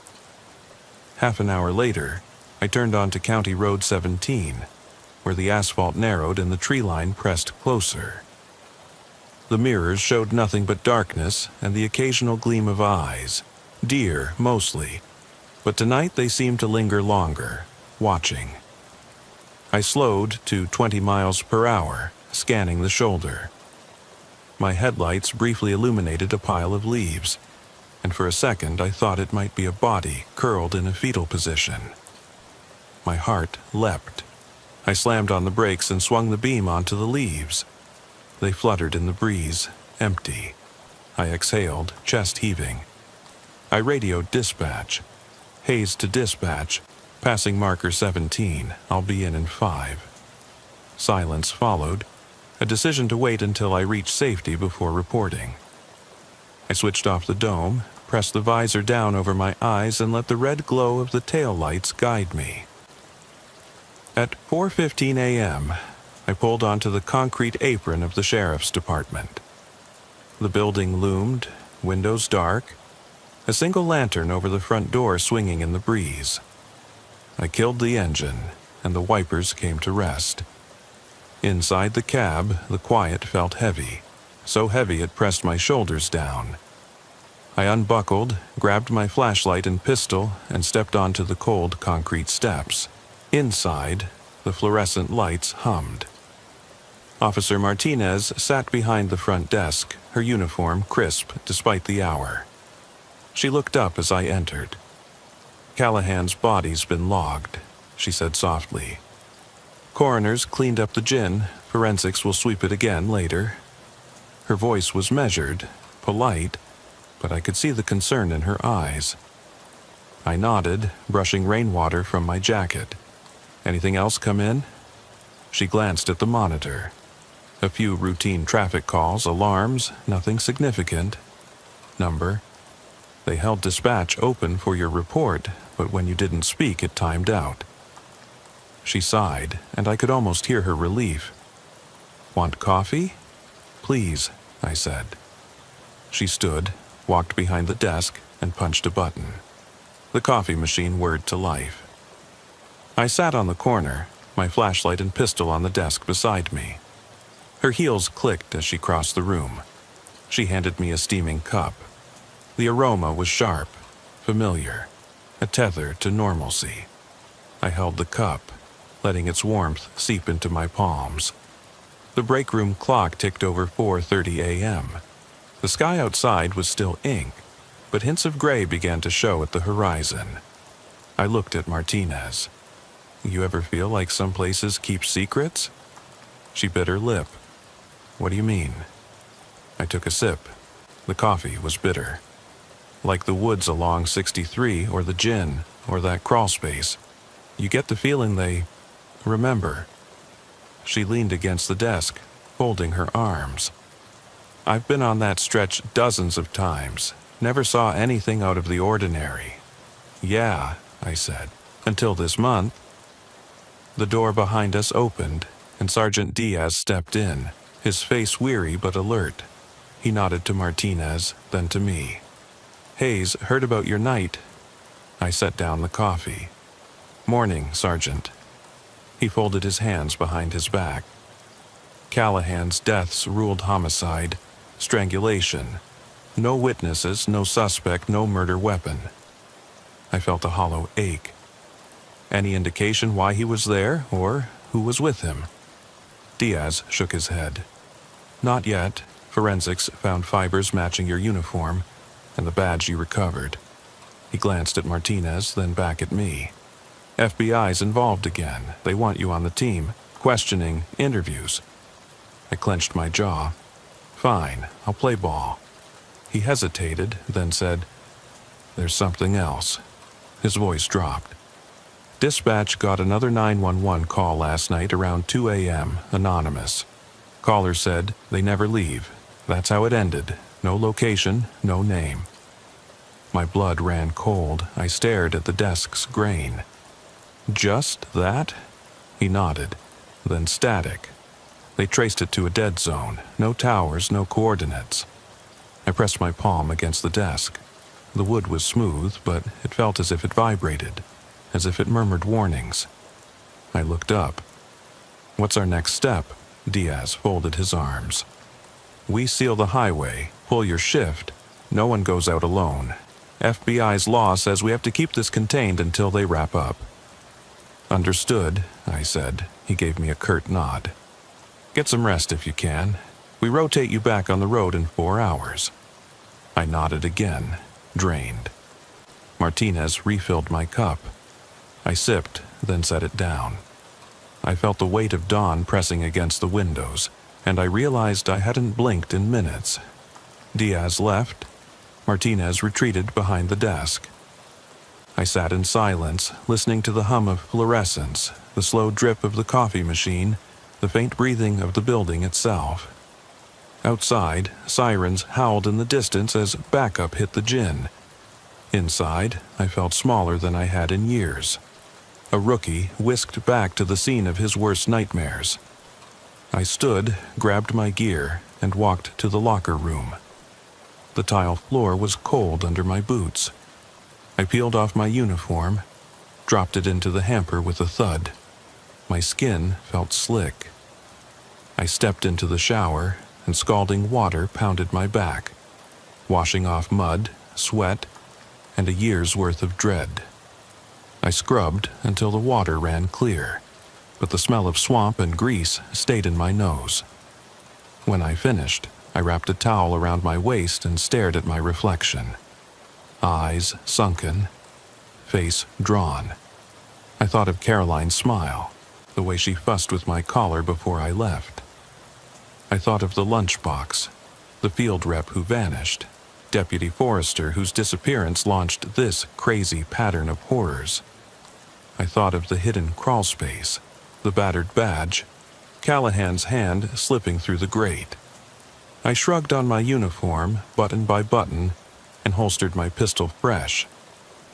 I left the station before Helena could notice, making my way back to my cruiser in the lot. Dawn had broken, pale gold spilling across the asphalt. The highway lay quiet beyond the station gates. I sat behind the wheel, radio off. I watched dawn spill light over the shoulder, over the swamp, over a road that should have been just pavement and trees, but it wasn't. Not anymore. This stretch of highway had become something else, something alive. I started the engine and eased onto State Route 63. I kept the speed low, scanning the shoulder. Mile marker, 12, 13, 14, 15. The sun warmed the glass, evaporating mist. The world looked ordinary in daylight. Green pines, cracked asphalt, painted signs. But I knew better. At mile marker 16 I saw them, a pair of boots sticking out from the grass. Someone had laid them down, toes pointed toward the highway. I pulled over, heart clenching. I grabbed my flashlight, stepped onto the shoulder. The boots were uniform issue. Black leather, scuffed. I approached slowly, beam shaking. Inside one boot was a note. We never leave. Written in careful, looping script. No signature, no date, just those words. I stood, chest tightening. My radio crackled to life, a pilot fish in a sea of static. I keyed the mic. Dispatch, Hayes here. Found a note. I repeat, found a note near mile marker 16.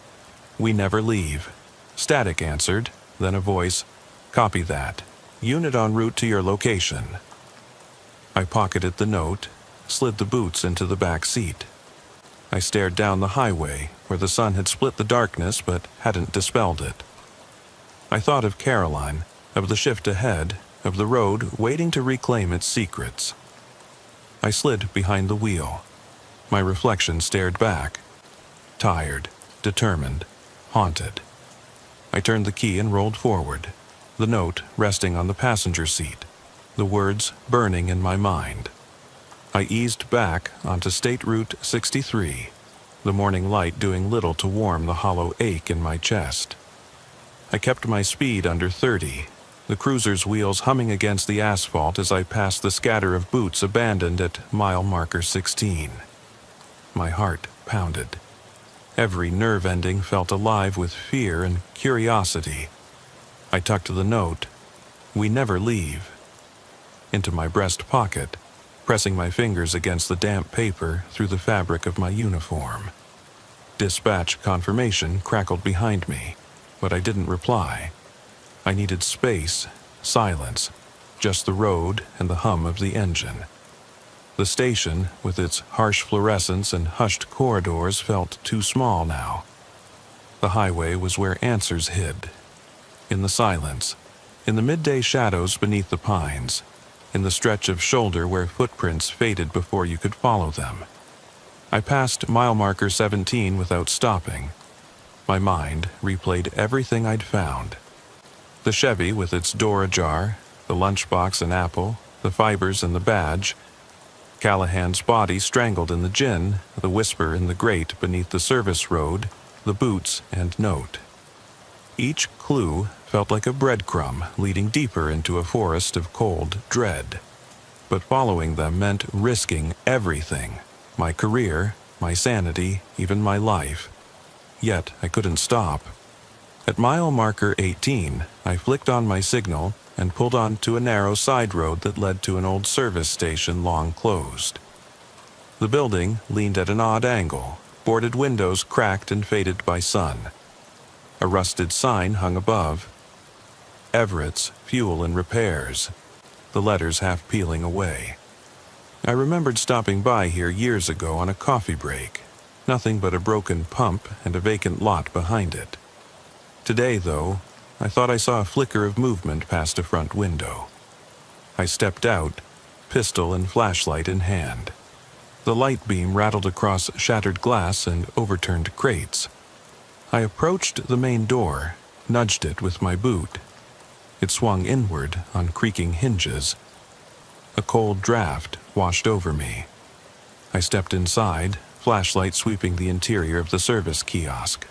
A counter littered with empty oil cans. A cash register drawer open and empty.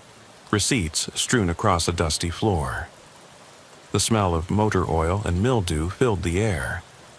I crossed to the back wall where old pegboards still held a few bent tools. One of the boards was empty except for 2 hooks, like someone had taken something important and left the rest untouched. My light flickered as I passed. I felt the walls close in. A soft clicking sound emerged from the darkness of a side alcove. Metal on metal, rhythmic. I crept closer, pistol raised. In the alcove, I found a circular opening in the concrete floor, like the top of a disused storage pit. The lid had been rolled aside. My beam snagged on a coil of rope spilling down the shaft. The clicking was the rope swaying against the pit's edge. I swallowed. This felt too deliberate, too set up. I keyed my radio, voice low. "Hayes to dispatch, I've got an open pit here at the old Everett station. Possible evidence, send tech." Static answered. "Copy that, Unit 47. Backup on the way." But I already knew I wouldn't wait. I knelt, lifted the flashlight end over the pit, and peered down. Blackness swallowed the beam after a few feet. Then I saw something glint further down. A small metal object catching the light. I stretched a gloved hand into the pit and fished it out. Another badge. This one unmarked, scratched nearly smooth. I turned it over. No seal, no number. Just a worn circle where something had been embossed long ago and rubbed away. I straightened and scanned the room with my flashlight. Shadows danced along walls, painted with grease stains. The silence pressed in until I could almost hear my own heartbeat. I thought I heard a soft sob echoing from beneath the counter. I trained the light there, and it settled on a figure curled against the back wall. A man, young, uniformed, his knees drawn to his chest, head buried in his arms. His shoulders shook with quiet, desperate sobs. "Hey," I said softly as I stepped forward. He jerked upright, eyes wild and unfocused. The beam revealed his badge. Deputy Randall, one of the 4 civilians who'd vanished over the past decade, though no one ever found him. His name had been pulled from missing person files, but Randall was never a lawman. He was a local security guard who'd ended up on that highway when his car broke down. Finding him here alive made no sense. "Don't come closer," he whispered, voice raw. I saw bruises darkening his neck and wrists. He looked at the badges in my hand, then back at me with a flicker of recognition. You're the one who's been poking around. You're the deputy in the Chevy." His eyes narrowed. "You shouldn't have come." I raised my hands, moving my pistol barrel down so he'd see I wouldn't shoot unprovoked. "Randall? Deputy Randall? It's Hayes, Deputy Hayes. We've been looking for you." My voice shook. This was impossible. Randall should have been locked away or dead years ago. Yet here he was, clad in a uniform no longer in circulation, as if time had stopped on him the day he vanished. He laughed, a short, brittle bark. "Looking for me? Searching the woods? Chasing ghosts?" He scooted back into deeper shadow. "Those ghosts are real." He gestured at the badges in my hand. "They gave me that badge. Told me I'd leave. I stayed. Now I can't go." His gaze flicked over my uniform, lingering on my name tag. "They won't let me leave. They don't let any of us go." I knelt, setting the flashlight on the edge of the pit so it illuminated his face. "Randall, whatever happened," I began, but he cut me off. "They took us one by one, brought us here, showed us the road belongs to them, made us their watchers. They made me watch." His eyes glistened with tears. "I've been here for years. I've seen them come and go, people like you sent to find me, to rescue me. None leave." My stomach turned. "They? Who?" "Who's they?" I asked, crouching closer. He shook his head, voice barely audible. "You're too late. You already belong." His lips curved into a sad smile. "Your badge. This road collects you, marks you. Look at your note. You'll never leave." I felt my chest seize. He stood, backing away, and turned to scuttle deeper into the pit. I lunged, grabbing his arm, but he slipped through my fingers, vanished into the darkness below. The flashlight clattered to the floor. I scrambled to retrieve it and shone the beam down the shaft, but only saw blackness deeper than memory. I pounded on the floor with my fist. "Randall!" My voice echoed, swallowed by concrete. No reply. The room felt colder, air thick with the memory of breathing that wasn't mine.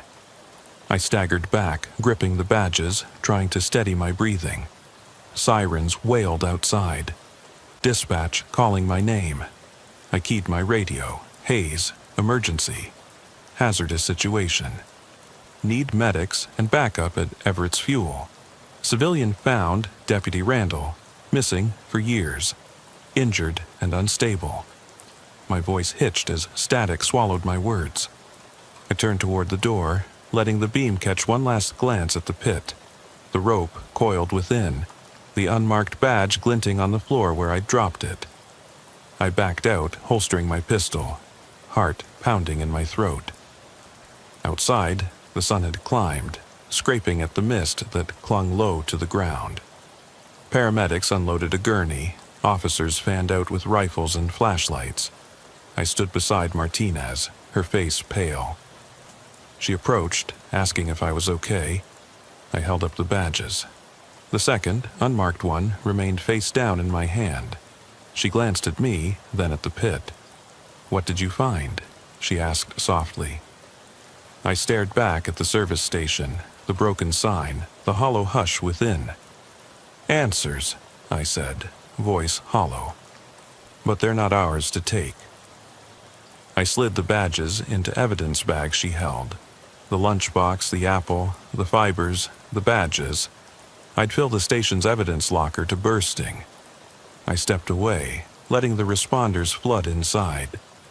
Martinez stayed by my side as Randall's stretcher appeared, EMTs laden with medkits. She asked if I wanted to talk later. I nodded, too shaken to speak. As I walked to my cruiser, I passed the stretch of side road leading back to the highway. I swallowed around the lump in my throat and replayed Randall's words. "You already belong. You'll never leave." My reflection stared back from the window, eyes hollow, lips pressed tight as a wound. I climbed in, started the engine. The highway lay open before me, mile markers beckoning. I flicked off the dome light, letting the morning sun and the amber glow of my dash guide me. I eased past marker 17, 18, 19, each a drumbeat, pulling me forward. Beyond marker 20 was the junction where the road merged with Route 15. At that point, I could call it in, check out, and go home. But as I passed marker 20, I glanced in the mirror and saw them. A line of headlights, backup units arriving, moving with purpose. And in the shadows behind them, between the cab and the forest's edge, I saw movement. Figures standing just beyond the light's reach, as if waiting for me. I swallowed hard, pressed the accelerator. The cruiser surged forward, tires whining. I crossed the merge at speed, the sun fully risen now, washing the road in harsh clarity. The forest receded, replaced by fields and fences. But in my mind, the service station and the hidden pit pressed close. Deputy Randall's face, gaunt and terrified, haunted my thoughts. His words echoed, "This road collects you." I gripped the wheel tight, knuckles white.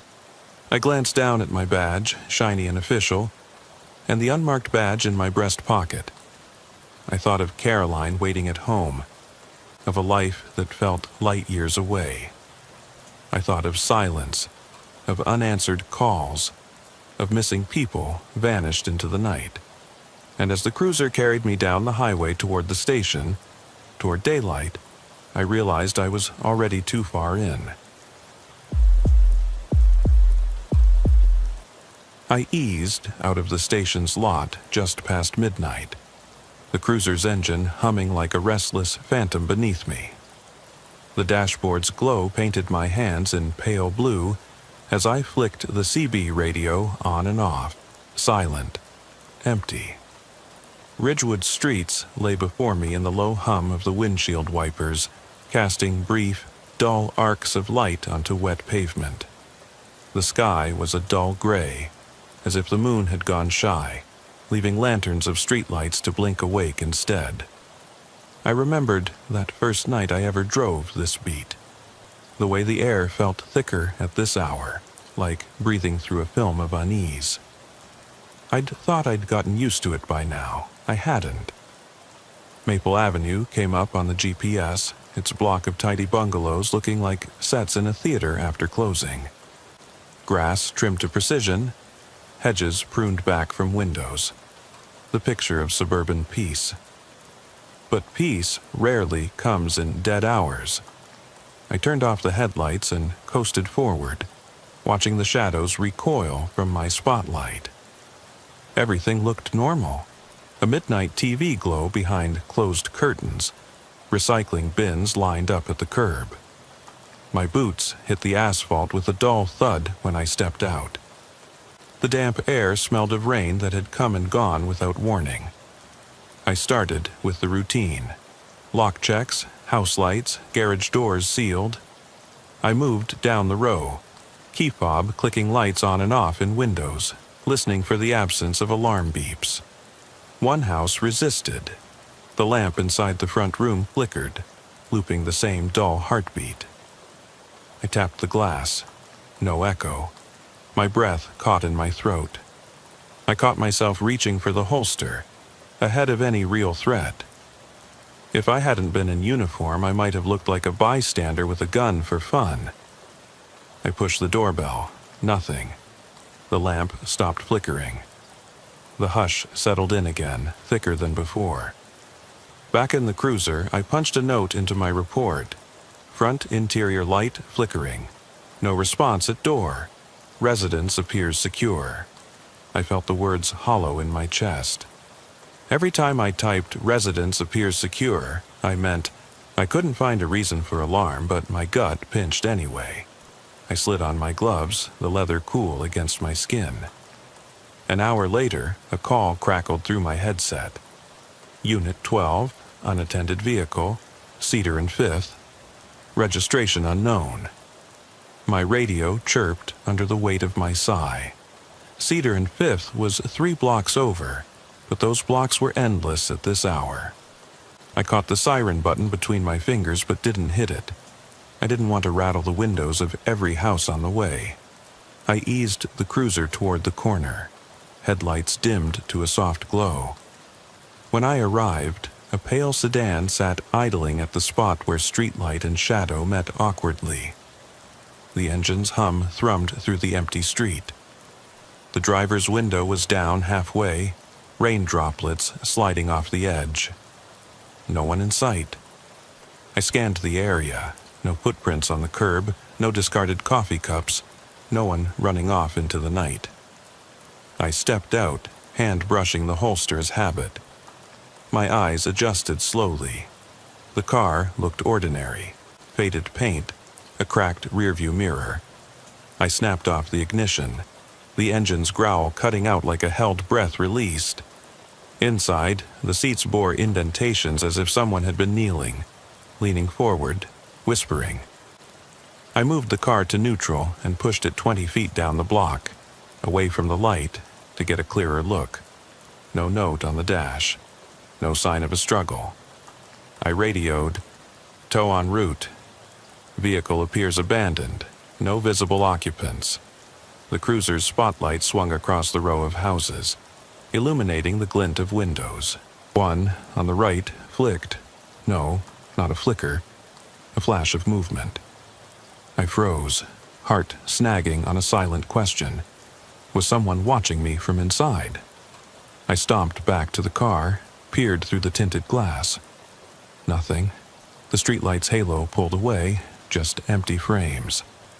Back on the road, I called in the description. Same make, unknown plate. Interior light on, no driver. The dispatcher's voice sounded brittle in my ear. "Copy that. Let me know if anything changes." As if it ever did. I drifted toward the industrial edge of Ridgewood next. The shuttered warehouses coaxed dark shapes from the docks like lurking shapes in a child's nightmare. I kept the spotlight on low. A random cat scampered from beneath a dumpster, scattering paper towels and loose debris. I remembered another call. A half-open loading bay, forklift tracks frozen in a puddle. I stamped out across cracked concrete, flashlight slicing a swath of yellow. No footprints beyond my own, no muffled voices. I slammed the bay door shut, pressing my shoulder against the metal rib. My breath steamed in my glove. I caught my own reflection. Gray haloed eyes, sagging jaw, uniform crisp in the dusty light. The echo of my shoulder on the steel rung out, a single note of punctuation. I climbed back in the cruiser, the seat cold against me. I typed another report. Industrial area bay door unsecured. No persons present. Secured and cleared. I hit send. My own words looked wrong on the screen. I sat there for a minute, staring at the field's final dot. The next dispatch came through.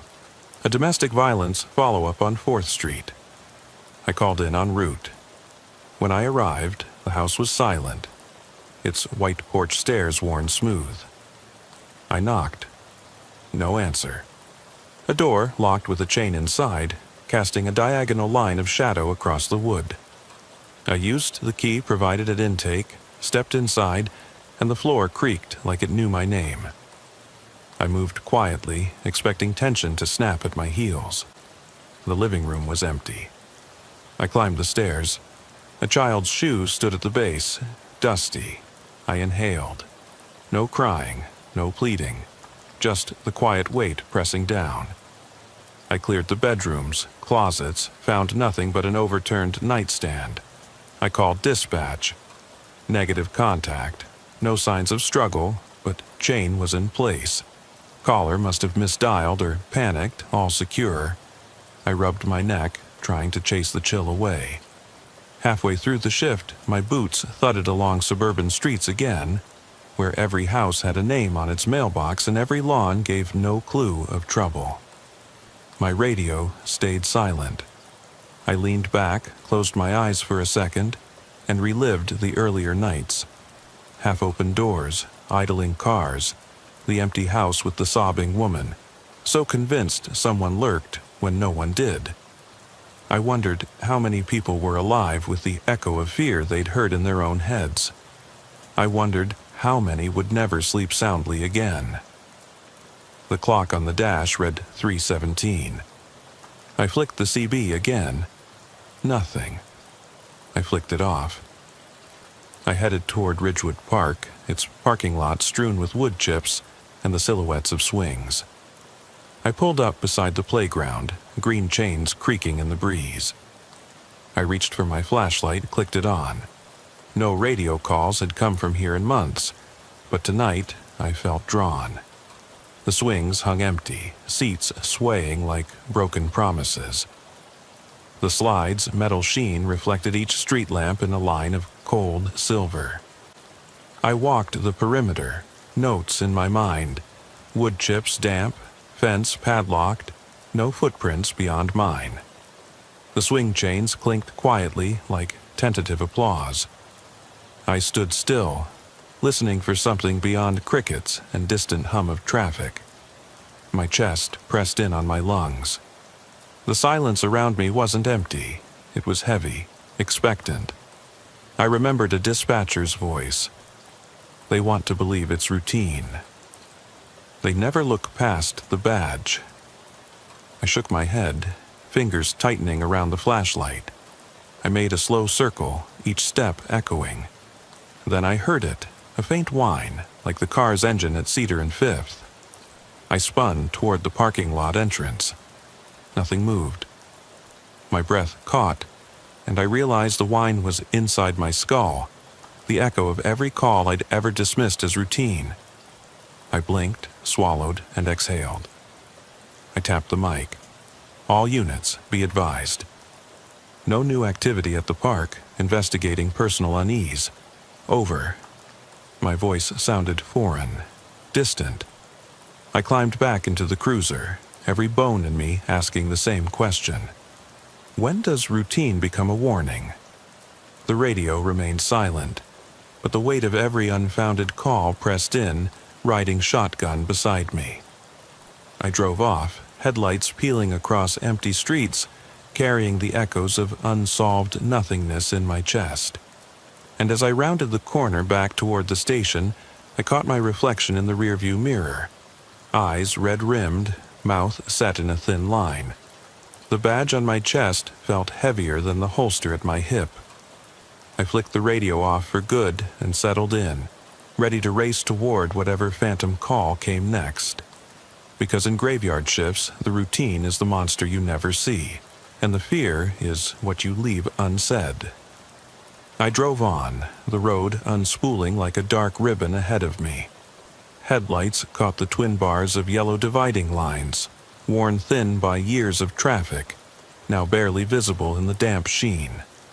Evening's last breath still lingered in the air, but the world felt paused, as if waiting for something to happen that no one could name. I flicked the wipers once more, they swiped empty air, and reached to cradle the mic, the weight of my gloved hand steadying me. My next call was nothing urgent. A welfare check at an address off Oakwood. An elderly man, they said, hadn't picked up his phone in 2 days. I punched the location into the GPS. It led me down streets where street numbers climbed with predictable regularity. Houses here set back further from the road, lawns overgrown with dormant weeds, the kind you only notice when you're looking for wrongness. I parked half on the curb, engine idling low. The house looked lived in. A porch light still on, curtains drawn tight. I ended the parking brake with a soft click and stepped onto the concrete, each footstep landing with a hollow echo. The front door key turned easily. Inside, the air smelled faintly of mothballs and cooked cabbage. Wallpaper peeled at the edges, curling like old skin. I called out, "Mr. Lennox, this is the PD dot." My voice sounded small in the foyer. No answer. I moved toward the living room, eyes catching on a rocking chair paused mid-swing, its cushion depressed in the center. I slid my flashlight beam across a coffee table littered with pill bottles and yellowed newspapers. The TV was off. A chair faced the screen, empty. I felt the vibration before I heard it, a pulse in the floor. I dropped to one knee, hand on a faint hum beneath the hardwood. The hum grew, deep and low, until it felt as much inside me as around me. My heartbeat synced with the vibration, or maybe it was my fear. I rose slowly, training the light on the base of the chair. 2 legs pressed into the floorboards, 2 hovering above. No feet visible. The chair rocked back and forth. I swallowed. "Mr. Lennox, are you all right?" No reply. The rocking slowed, then stopped. The hum disappeared. Silence, not empty, but thick and waiting. I scanned the room. No one there. The chair remained an invitation with no one to accept. My hand tightened around my flashlight as I backed out to the hallway, checking rooms methodically. I found a bathroom with the water still dripping. A single faucet left open, water pooling at the drain. I knelt and ran a careful finger through the puddle. No footprints beyond mine. I left the tap running in case he returned, then circled back to make a call. "Dispatch, 1021, residence appears empty. Unusual interior disturbance. Please send welfare unit." I stepped back outside, the chill night air hitting my face like a rebuke. I exhaled, racing steam. I glanced at the porch light, still on, but dimmer than before. I pressed the mic again, then killed the house's light before climbing back into the cruiser. The dial clicked to off, and darkness swallowed the porch. I punched the radio off, letting the silence reach through the speaker. I pulled away, streetlights marking my path. Each pole a sentinel that leaned just a little too close, like they were curious what I'd found. I tried to shake the image of the empty chair, but it clung like a roadside stain. The station's board chimed. Another call. A silent alarm at a gas station on Greenwood. I'd been there twice before for nothing. I considered skipping it, noting in my head how many of these calls turned up 0. But I went. That's what I did. I went. I let my boots take me to where only ghosts might wait. I rolled onto the cracked concrete of the forecourt. Pumps stood in uniform rows. Hoses looped like sleeping snakes. The convenience store lights were on, but no clerks in sight. I grabbed my flashlight and entered. Inside, aisles of snacks and drinks cast long shadows. I clicked down the flashlight beam, scanning shelves, counting cereal boxes, checking the cash registers. No open drawer, no spilled slushie, no echo of movement. I stepped behind the counter, the cold tile floor sending a wave of awareness through my soles. The back door was ajar. I pressed the handle. It squeaked open to an alley smeared with oil stains, stray cats slipping into the night. I followed the alley's curve, flashlight sweeping until it caught a discarded baseball cap, its brim bent. I crouched to inspect it. No name, no tag. I slid my glove into it. The material was damp. It smelled like sweat and stale tobacco.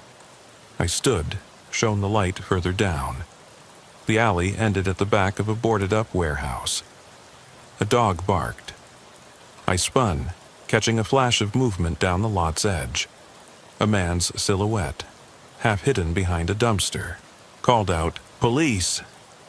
The figure froze, then turned away and melted into shadow. I chased the outline between rusted barrels, heart thudding as I reached the lot's fence. I climbed onto a barrel to see over the top. The shadow was gone. No footprints in the dirt, no scent of fear. I climbed down and found the cap lying on the barrel's dented top. I picked it up, returned it to the brim, and slipped back inside as quietly as I'd entered. I radioed, false alarm. No suspects in sight. Alarm, likely malfunction. All clear. Back in the cruiser, I ran my hand over the cap's brim as I sat. I turned it over and found a stitch of dark thread, almost invisible, running around the sweatband. I studied it, wondering how it got there. I slid the cap into the glove box, unofficial evidence maybe, but my own kind of proof that someone had been there. I checked my watch, 4:02. The night was half gone. No more calls for now. I started back toward the station, passing under the flicker of old Ridge Road's lamps where neighborhoods faded into secrets. I thought of the elderly man's rocking chair and the half-open shops, the idling sedan and the empty gas station. Each location offered a moment of wrongness that drew me in, but I never found an explanation. Instead, I collected them, like a scavenger of unease. Rolling through Ridgewood one last time, I kept the cap on the dash, brim facing me. The red thread caught the glare of the dash lights. It was a simple thing, a fragment of someone else's night. Yet, it felt heavy in the glove box, a reminder that somewhere out there, someone was watching, waiting for the routine to break. And maybe the routine already had. I parked back at the station just as the eastern sky sighed with light. My shift ended, but my mind stayed on. I powered down the cruiser with a final click, climbed out, and headed inside.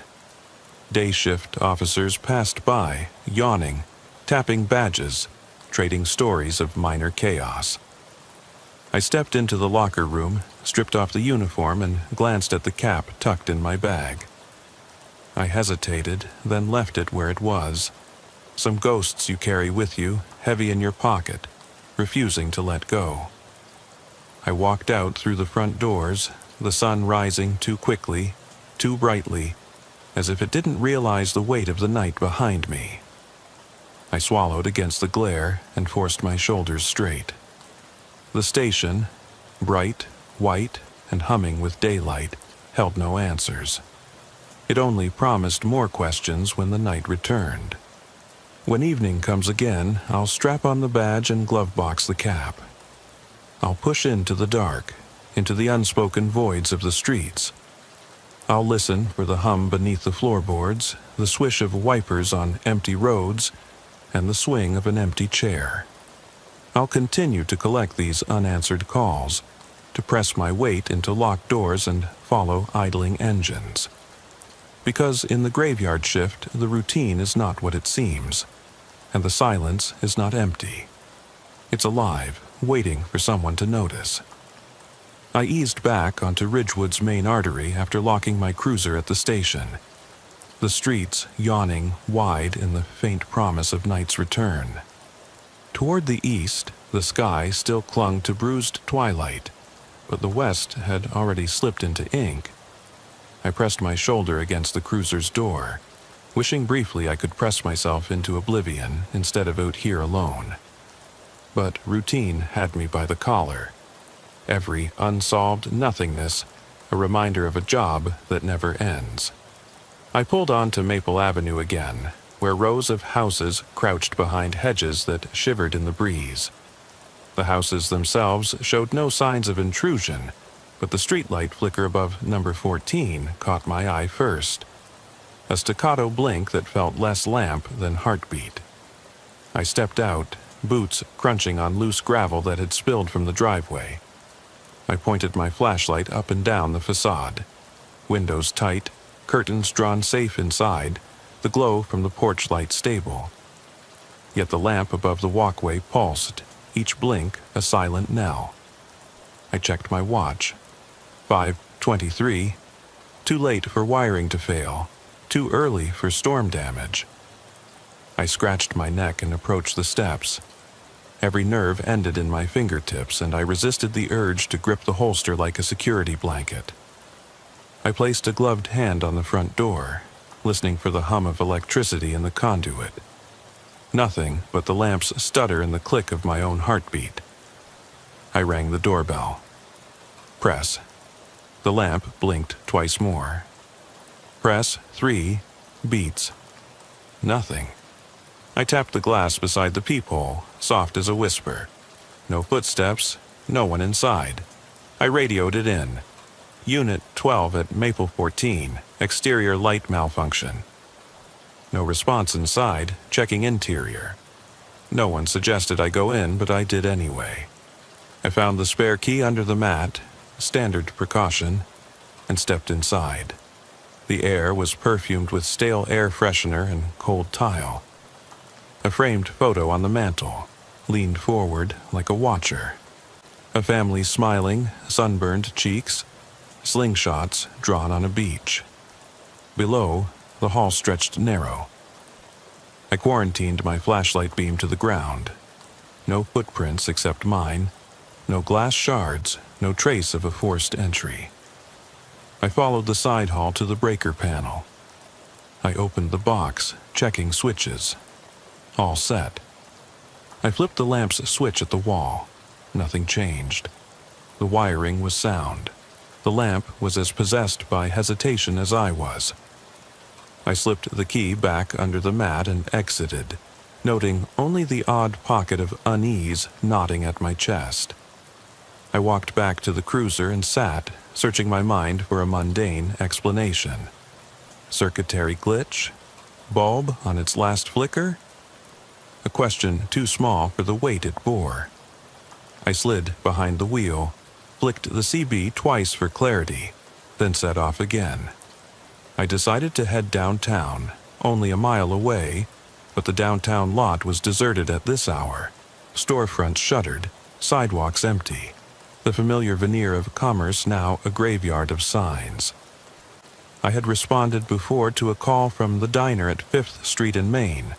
Alarm tripped, but no forced entry, the cash drawer secure, yet ajar. It felt routine then. Now it felt like an echo I needed to revisit. I parked beneath the diner's neon sign, its open scrawl dark, the windows secretive behind metal gates. I flashed the beam up at the menu board. Breakfast all day, it said, though the letters dim and peeling suggested no one had eaten in months. I crossed to the side entrance, flashlight bouncing off stainless steel. I pressed my ear to the door. Nothing but my breath creaking. I slipped through the crack and found myself in the glare of empty stools and tiled floors, still sticky near the grill. I magnetized the beam to the registers. One drawer sat halfway open, a key still dangling from its lock. I closed it and tested the lock, secure. I stepped toward the kitchen, where pots hung silent and freezers hummed low.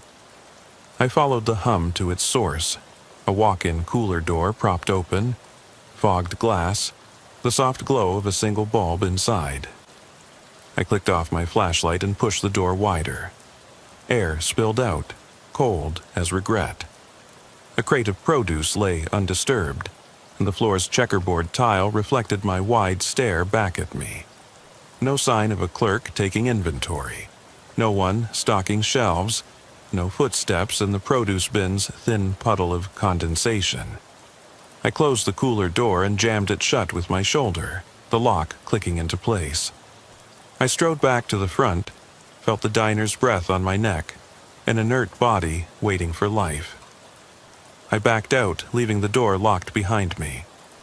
At the cruiser, I jotted down in my notebook, my pen scratching like an old engine.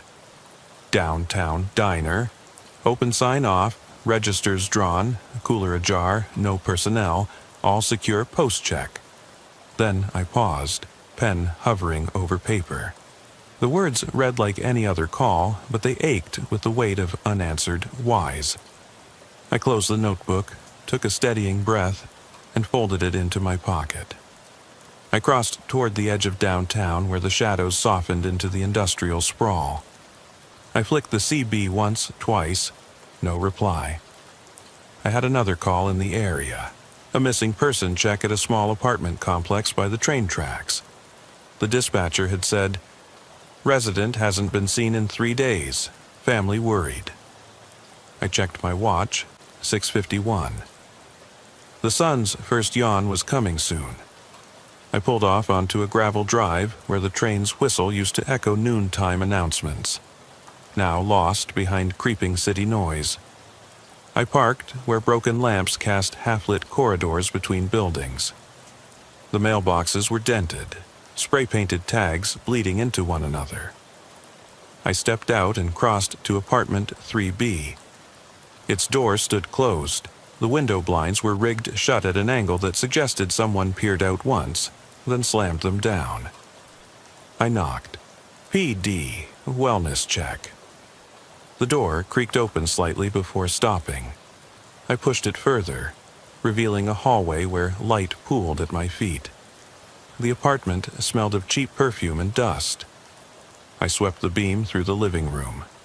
Overturned chairs, a coffee table smeared with mug rings, and in the corner, a rocking chair again, still. Nothing else moved. A photograph on the wall showed a smiling woman holding groceries, the label under it, Lisa Hammond. I called out, "Lisa?" "It's Officer Kane." No answer.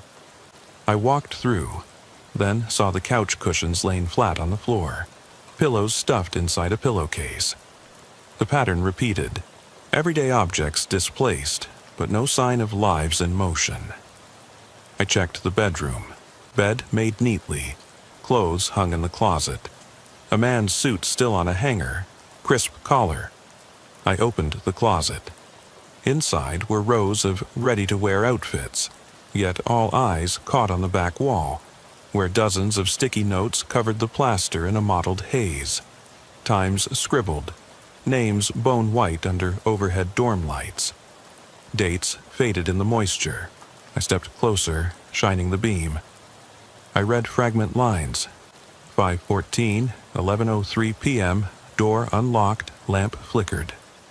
5:15 a.m., car idling, interior warm. May 16th, 4:02 a.m., cooler door open, produce wet. The notes ran out at yesterday's date. Someone had tracked my calls, my checks, my own investigations, log after log. I stepped back to catch a broader view. They went on around the corner, under the dresser. I heard the faintest whisper of movement behind me. I spun. The rocking chair had shifted, one soft backward press. I held my breath. The chair rocked again, slower, deliberate, no one in sight. My voice caught. "Lisa?" Silence beat my ear. I radioed dispatch in a rush. Unit 12 to HQ found detailed log tracking my previous calls at 3B Hammond. Entrance point secured. No sign of Hammond. Possible surveillance in play. Advise response team to 3B. I pinned my gaze on the rocking chair, its back drumming faintly against the floor.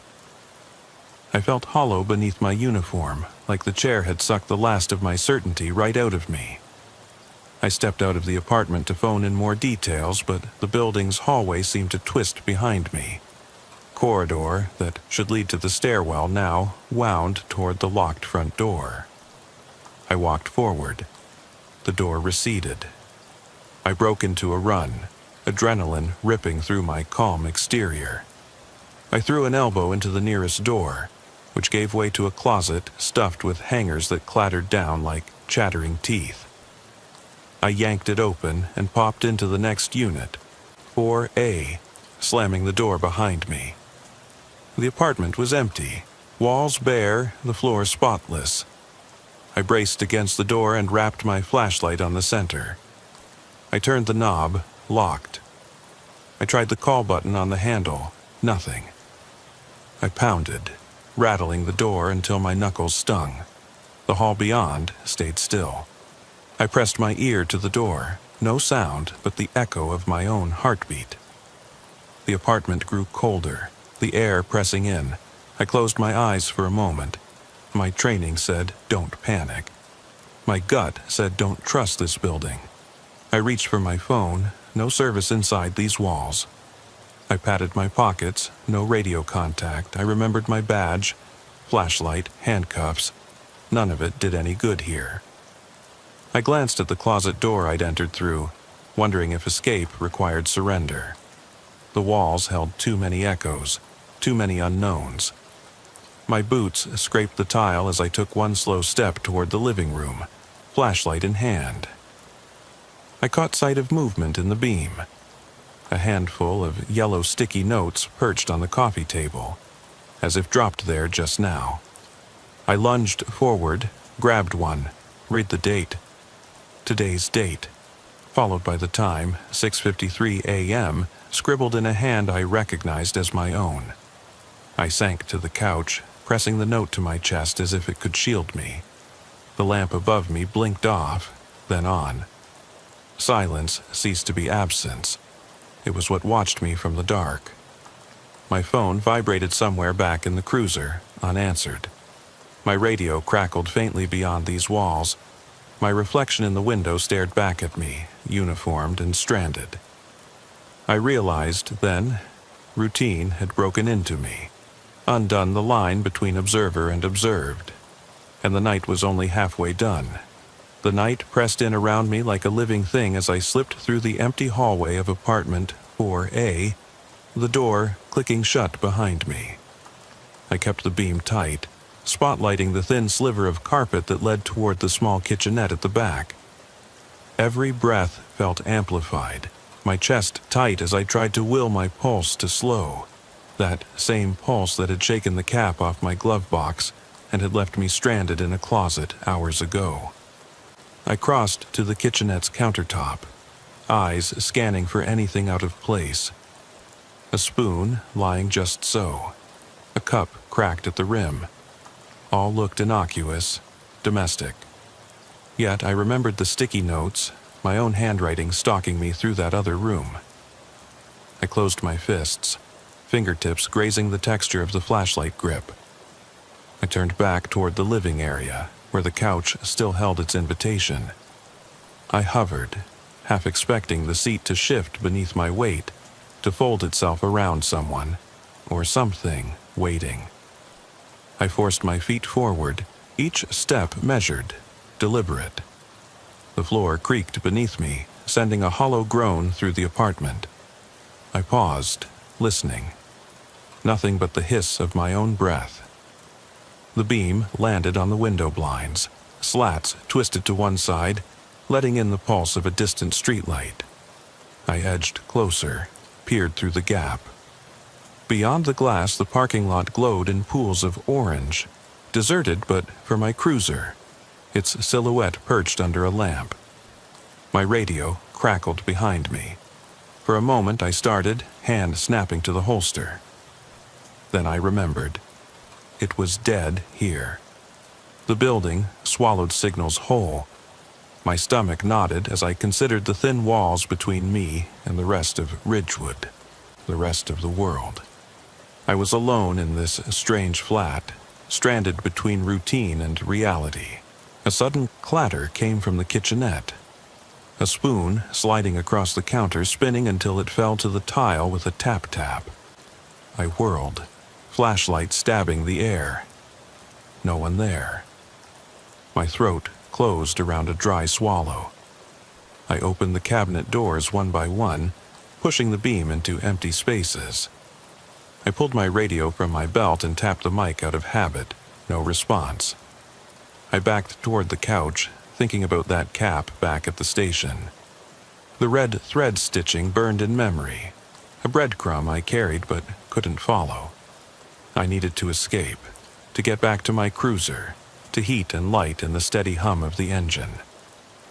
But the hall loomed behind me, an endless tunnel of doors that led only deeper into silence. I pinched my eyes shut, forcing thoughts of flashing lights and backup to crowd out the dark. When I opened them again, the couch's cushions were displaced. The seam between seat and back split open. as if someone had clawed the upholstery from within. My boots carried me forward faster than reason should allow. I yanked at the cushion, half expecting a body to tumble out. Instead, a single sticky note fluttered free and drifted to the floor. June 17th, 7:02 a.m., unknown inside. My name spelled out in hurried black ink. My hand shook as I snatched it up. The note felt slick, damp with something I didn't want to imagine. I blew on the corner, hoping to dry it. The print blurred, someone had smeared it on purpose. A low hum thrummed beneath the plaster, like the vibration under Mr. Lennox's floor, now magnified. I spun, training the light on every inch of the room. The hum intensified, a living pulse that matched my racing heart. I dropped to my knees, pressing the note to the carpet, and swept the flashlight beyond the room. The doorway quivered like a reflection in disturbed water. The hum rose, then stuttered to a halt. The doorway snapped rigid. I rose, fists curled tight, and charged forward, ramming into the living area with the weight of every unanswered call behind me. Beyond the couch, the kitchenette doorway stood empty, but I sensed someone, or something, lurking just out of sight. I stepped into the hall, clearing my mind of everything but the single thought: get out. My boots pounded the floor, every click a question unanswered. The hallway door at the far end spilled pale light from the stairwell beyond. I lurched toward it, flung it open, and half tumbled onto the landing. The stairwell was silent, concrete steps spiraling downward. I peered over the edge. No sign of pursuit yet. I descended 2 flights, gripping the rail so hard my knuckles bleached white. On the ground floor, the stairwell door led directly to the parking lot. I burst through it, lungs seizing at the moist night air. My cruiser waited under the lamp, its engine silent but its presence like a promise. I ran, shoulders hunched, and jumped in. The door slammed shut behind me. I fumbled for the keys. Each second stretched, as if the silence of the building had followed me outside. Finally, I turned the ignition. The engine's roar felt too loud in the hush. I flicked the lights on. Before I put the cruiser in gear, I reached back into the glove box and pulled out the cap, the one with the red thread. I studied it in the dash glow, then pried open the sweatband. Inside, folded flat, was another sticky note, tucked into one of the seams. Found. 7:05 a.m. No name, no signature. I swallowed, heart hammering. I set the cap on the passenger seat and slammed the door. I eased the cruiser into the drive, headlights on low beam, and rolled onto the street. My foot hovered over the gas, each street lamp a silent witness to my flight. As I turned onto Ridgewood's main drag, the world felt smaller, as if the buildings leaned closer to watch. I wanted to radio my position, but the note's presence in my own belongings told me no one would believe me until I had proof. I would need backup, daylight, a methodical approach. But with every minute before dawn, I risked the notes multiplying, trailing me like breadcrumbs in the wind. I reached the station in 4 minutes flat. I killed the engine and sat, ears ringing in the hush. The cap lay on the seat beside me, the red thread a stubborn thread tethering me to whatever had broken routine from inside those walls. Outside, day began its slow creep, casting long shadows over the lot. I opened the door and stepped out, the air cool against my face. I left the cap in the seat. It belonged to the night, not to me. I leaned back against the hood, arms crossed, feeling the uniform's weight like armor I wasn't sure I could wear again. In the east, sunrise bled into the sky, indifferent to what had transpired here. I stood there until the first rays burned through, folding the darkness back into itself. When my relief arrived, a crisp silhouette against the glowing horizon, I nodded, gesturing toward the cruiser. "I'll take care of the follow-up," I said, voice low and steady. The weight of the night huddled inside me like a whisper I could never fully shed. They didn't ask questions. At dawn, no one wants to hear about shadows. They only saw the cap on the seat and the look in my eyes. I gave them a report. Notes found, apartment cleared, no suspect. I filed it all under routine. Then I walked away, heavy boots echoing through the empty garage, carrying an uneasy certainty. In the graveyard shift, the night never really ends, and the things left unsaid can chase you into daylight. I slipped back behind the wheel, pressing the ignition into a low growl that harmonized with the hum still lodged in my chest. The station's overhead lights bled through the windshield, painting the dashboard in stark white. I drove out onto Ridgewood Drive, the neighborhood stretching before me like an endless expanse of empty lawns and dark windows. I kept the beam low, letting moonlight guide me past the rows of homes I'd already checked twice tonight. At 9 Maple, the one with the crooked mailbox, I came to a stop. The house looked unchanged. Tidy front yard, trimmed hedges, windows reflecting nothing but my own headlights. I stepped out, boots on wet grass, and set my flashlight to sweep across the facade. A single window on the left side glowed faintly. Not a porch light. Something inside, muted and pulsing. I approached the side yard fence, finding a loose board I remembered from months ago. It still creaked under my hand. I eased through the gap and rounded the corner. The window was ajar, its curtain drifting like a ghost in a breeze that shouldn't exist. I placed my hand on the sill and peered in. A lamp sat on a side table, its bulb flickering between bright and dim, like a tired eye blinking open and shut. No movement behind the glass. I pulled the curtain aside and tapped the window's edge. It rattled, the sound amplified in the silence. I called out, "Huntington PD," and waited. Nothing. I kicked at a loose brick on the patio.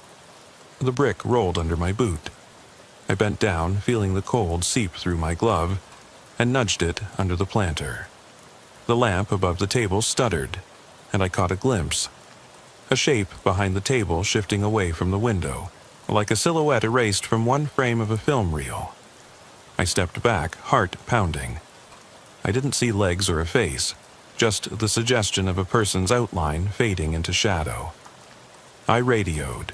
Unit 12, suspicious movement at Maple 9, possible trespasser inside. Requesting backup. My voice sounded taut in the still night. I crawled to the front yard and circled back to the porch, flashlight out. I tested the doorknob. It was locked. I tried the key and it turned. Inside, the hallway was thick with the scent of lavender and varnish. I scanned the foyer. Shoes neatly lined, welcome mat pressed flat. Nothing out of place. Then the lamp's flicker caught my eye through the living room archway. I moved in, boots silent. In the living room, furniture was arranged in a perfect rectangle. Couch facing coffee table, chairs flanking each side. The lamp on the side table throbbed in the shadows. I approached, shining my beam across the table's surface. A single wine glass stood half full, droplets of condensation beating on the outside. I stepped closer, raised a gloved hand, and touched the rim. The glass clinked sharply, its resonance rattling the walls. Footsteps behind me, soft, shuffling. I spun but saw nothing. My flashlight caught the edge of the hallway. Footprints appeared on the hardwood, muddy and fresh. They led away from the living room, past the staircase that climbed to the second floor. I swallowed, lifting the beam upward. Shadows pooled at the top of the stairs, as if every shadow in the house had gathered there. I thought of the old women's tales of objects moving when no one was there. I thought of the rocking chairs and the sticky notes. But this was different. This was active, alive. I radioed backup again, but got no response. My pulse spiked. I realized my signal was still dead inside this house. I could feel my chest tighten as I started up the stairs, each step a test of will. I kept the light trained on the hallway, its walls documented with family photos, smiling faces frozen in time, oblivious to whatever was creeping through their home. At the top, a door stood slightly open, bedroom painted in soft blue. I entered and froze. The lamp from below lay shattered on the floor, its bulb flickered here on the nightstand. A figure crouched over the bed, its back to me. I cleared my throat. It didn't move. My flashlight beam landed on the side, a mirror reflecting my own reflection. But behind me in the glass was another set of eyes, dark, hollow. I raised my voice. "Police! Come out with your hands where I can see them." The figure shifted. It raised slender, pale hands. Fingers splayed, but it didn't step forward. The mirror's reflection trembled as if it disagreed with the room's reality. I exchanged the beam between the figure and the mirror, but when I looked back at the bed, it was empty. The bed covers drawn to one side, a hollow shape pressed into the mattress. I whirled through the doorway, ready to chase, but the hallway beyond was unnatural. Its length stretched. The door at the end was farther than I remembered. My boots pounded as I sprinted toward it. The photographs on the walls gazed down at me, faces smiling wider, their eyes sliding toward me. I reached the door, yanked it open, and slammed into a wall of mirrors. My flashlight splintered against the glass, fracturing beams into 100 shards. Each shard reflected a different angle of me. Grime on my face, fear in my eyes, uniform stained with sweat, and in every reflection behind me a shape pressed close. Too many shadows, too many watchers. I backed away, heart hammering against ribs, and the mirrors began to pulse, flickering between white and black like a failing signal. I slammed my fist on the mirror nearest me. It trembled, then went opaque. I turned and ran, barreling down the hallway, boots echoing. Doors I'd passed earlier were now shut tight, blocking my path. The staircase I'd climbed was gone, replaced by a wall of sticky notes plastered over the paneling. I tore them away, hands moving blindly, dates, times, and locations. My own reporting stitched into the wallpaper of this nightmare. I spun around, searching for an exit. The only clear path was the room I'd just left. I slipped inside and found a window cracked open, moonlight pouring through. I flung myself onto the sill, scraping my palms, and dropped to the yard below. I landed with a heavy thud on wet grass. I looked back.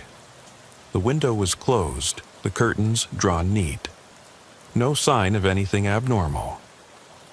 I scrambled up and ran across the lawn to the fence, squeezed through the gap, and climbed onto Ridgewood Drive. I paused only to catch my breath, chest heaving. The street was empty. I saw my cruiser's silhouette under the street lamp across the way. I sprinted toward it, keys already in hand. I shucked the door open, dropped inside, and locked it. My hands trembled on the wheel. I glanced in the rear view. The house stood silent, its windows dark, as if it had never been anything but an ordinary home. I exhaled, sliding the cap with red thread from my pocket and watching it tremble on the console. I turned the ignition and roared away, tires spitting gravel. My radio sprang to life, dispatch calling check-in. I answered, voice clipped. Unit 12 back in service. I didn't mention the house, the staircase, or the mirrors. I didn't mention the reflection that wasn't mine. I drove into the night. Each yard passed another question unanswered, every window a silent sentinel. And in the distance I heard the fainter hum. Not from the cruiser, not from electrical wires, but from the hollow spaces of routine gone wrong. still pulsing in the darkness behind me. I cut through the hush of Ridgewood's side streets, headlights tracing the curves of pavement slick with early morning dew. The weight of yesterday's hours pressed on my shoulders like a damp coat I couldn't shrug off. Every reflection in the passing windows felt like someone watching. Some part of me convinced that for every house I left behind, a pair of eyes lingered at the glass. I pulled onto Elm Street, the neighborhood I'd patrolled on my first Ridgewood shift.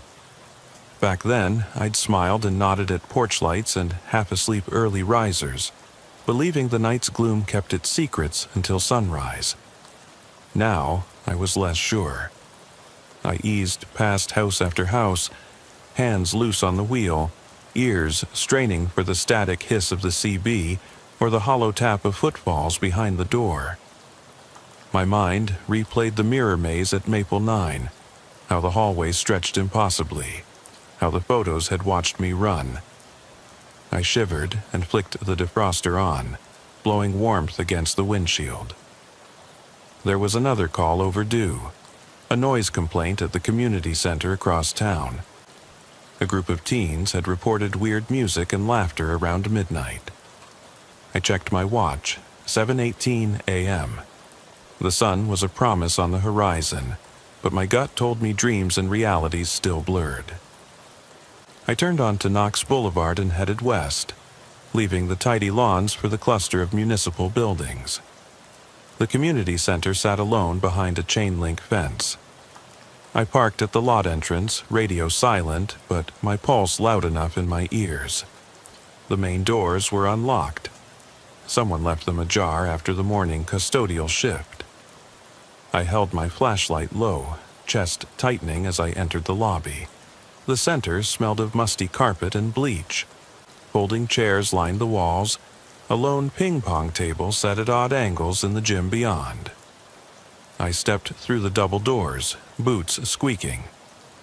I clicked the light switch. Overhead fluorescence flickered once, then steadied to a pale glare that made everything look more sterile, less forgiving of shadows. I scanned the gym floor, a stretch of polished hardwood, a single basketball left under the far basket. The back door pulsed under a motion sensor's half-hearted glow. I approached, lifting the beam high. Nothing beyond spots of broken glass and scuff marks on concrete. I pressed the door open. The alley beyond was empty save for a lone trash bin tipped over, its contents spilled like confetti.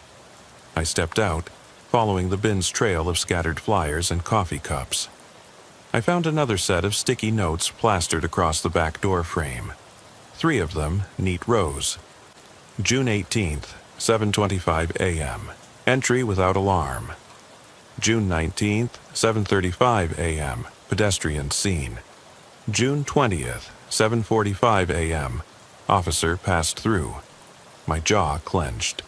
The last entry wasn't part of my routine, but tonight's haunting would be.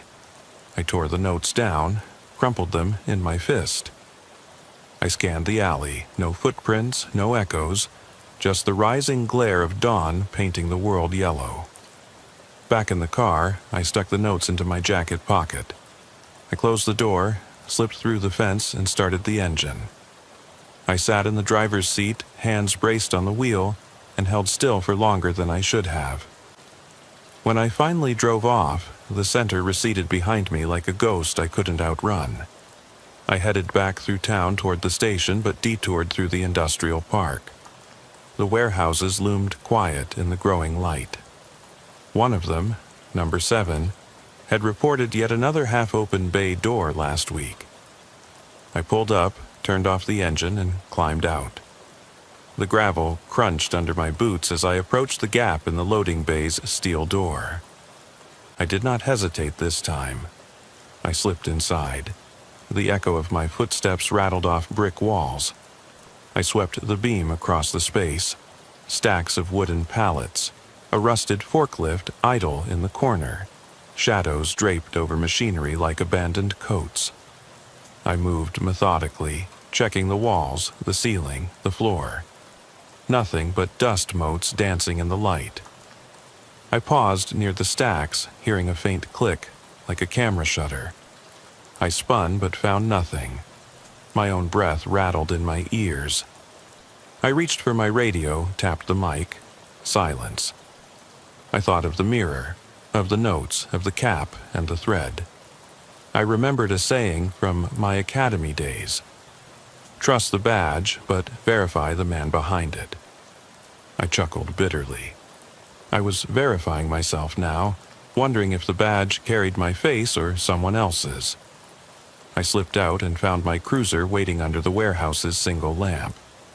I climbed in, started the engine, and pulled away. Only now did the radio light up with a dispatch call. Unit 12, Code 4, at station. Report in. I replied, voice flat, copy. En route.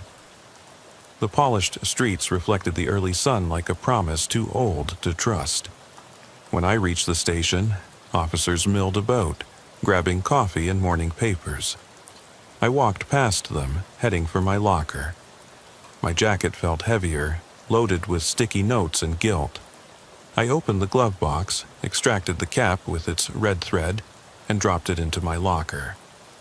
I closed the door on it, out of sight but not out of mind. I changed into civilian clothes, uniform hanging limp on a hook. I paused before leaving the locker room, looking at the badge on its holder. It was just metal, stamped with authority and promise. I pressed my palm to it, feeling its cold solidity. Then I let go. Outside, my relief lit a cigarette and offered me one. I declined. I sat on the curb by the station steps, watching the sky shift from bruised to burnished gold. I heard the distant bark of a dog, a car door closing, someone's radio chatter. Morning was the safest hour, when routines reasserted themselves and shadows retreated. But I knew they would return. The night's ripples would spread, drawing me back through maple streets, down hollow halls, into the spaces where questions outnumber answers. And when I strapped the badge on again, I would carry those notes in my pocket, each one a quiet echo of a night I couldn't unhear, a story without an ending. I stood, crushed the cigarette under my boot, and walked inside. The day shift would have its own rhythms, its own small certainties. Mine belonged to the darkness, where nothing was routine and everything spoke in whispers. I hung my civilian coat, ran a hand through my hair, and whispered into the morning, "I'll see you at midnight." I eased away from the station, the morning's false calm dissolving behind me as the day shift took over. The streets were waking, a lone jogger rounding a corner, the distant rumble of a delivery truck, but my mind stayed tethered to the dark. I drove toward the industrial sector where the warehouses fell silent like tombs in daylight, but concealed something more alive at night. The sun's pale light felt intrusive, as if it would expose what I still carried inside. I turned onto Commerce Road, where steel-sided buildings loomed. My headlights caught the shuttered bays. I remembered last night's emptiness there, the hollow echo of my own boots. Now, in the wash of morning, the concrete looked unremarkable. I pulled up next to Bay 12 and cut the engine. The world pressed in too brightly. I sat for a moment, hands resting on the wheel, breathing through the phantom hum in my chest. This was my 7th night on the story's trail, the 7th go, as if each return stitched another layer onto the same fabric of unease. I reached into my jacket pocket for the folded notes, the census of wrongness that had followed me from house to house, apartment to diner, center to warehouse. I smoothed them between thumb and forefinger, dates, times, places. Each entry a silent witness, a trap I had fallen into. I knew I needed to collect the next piece, but what? No routine call beckoned me now, only the promise that the ordinary was a lie. I switched on the CB, listening for static. A faint click, then dead air. I cursed under my breath and stepped out of the cruiser, flashlight in hand. The beam skated over the bay doors, thick metal, bolted shut. I circled to the rear entrance, a man door I'd ignored in previous checks. A single screwdriver lay on the concrete, its tip bent. I recognized the curve of its blade, the kind you'd use to pry open a lock quietly. I pocketed the tool and tested the doorknob. Locked. I pressed my ear to the metal. No hum of machinery inside, only the sound of my own breath tickling the steel. I hit the door with the heel of my hand. It gave. I slipped inside. The warehouse's interior swallowed me in shadow. High shelves rose into darkness, crates and pallets stacked like monuments to industry. My flashlight beam caught motes drifting in the air, disturbed by my presence. I moved forward, boots barely making a sound. Every step felt like a surrender to the unknown. I passed rows of crates marked fragile and handle with care. Some labels bore hand-scrawled numbers matching dates on my notes. I paused at a crate stamped June 16th, 4:02, the same time the cooler door at the diner had been ajar. The crate's lid was slightly askew. I knelt and pried it open with the screwdriver. Inside lay the broken lamp bulb from the diner, glass splinters cushioned in foam. My pulse spiked. Someone had collected these items, curated them here. The crate beside it, stamped June 15th, 217, held the baseball cap I'd found in the alley. Only now the red thread had unraveled into a single loose strand. I backed away, heart hammering. The warehouse was a museum of my own fear, each exhibit a clue that I was both investigator and prey. I turned to leave and froze. Footsteps scuffing behind me, slow, deliberate. I spun, flashlight beam swinging. Nothing but tall shadows between the racks. The beam landed on a wall beyond, where more sticky notes fluttered. A grid of times and locations, including entries I hadn't seen. June 17th, 23:58.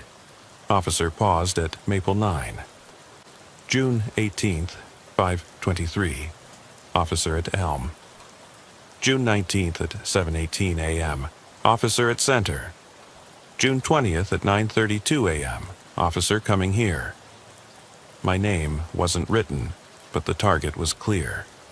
The footsteps echoed again, closer, then faded. I swallowed, stepping toward the exit, but the warehouse's interior stretched, rows of crates multiplying, aisles lengthening unnaturally. I shone my light down one corridor, the open crate with my cap at the end, illuminated in the beam's gloom. I walked toward it, each footstep swallowed by the space. When I reached the crate, the cap lay on a pedestal of foam, the bill facing upward as if beckoning me. I knelt and lifted it. Inside the sweatband was another note, folded thin, "Found you." Kale 9:45 nimidam, no signature, no name.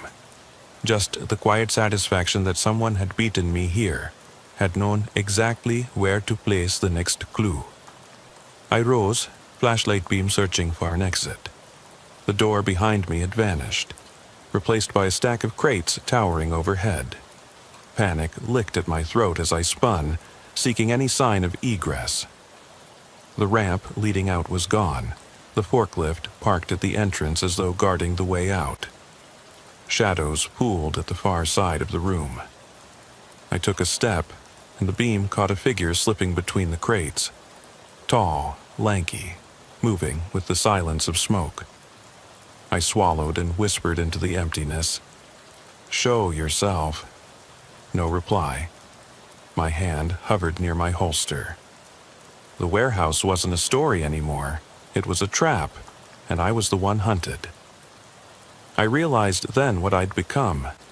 A character in someone else's narrative, my routine twisted into a performance for an unseen audience. I clutched the cap, feeling its weight like a countdown.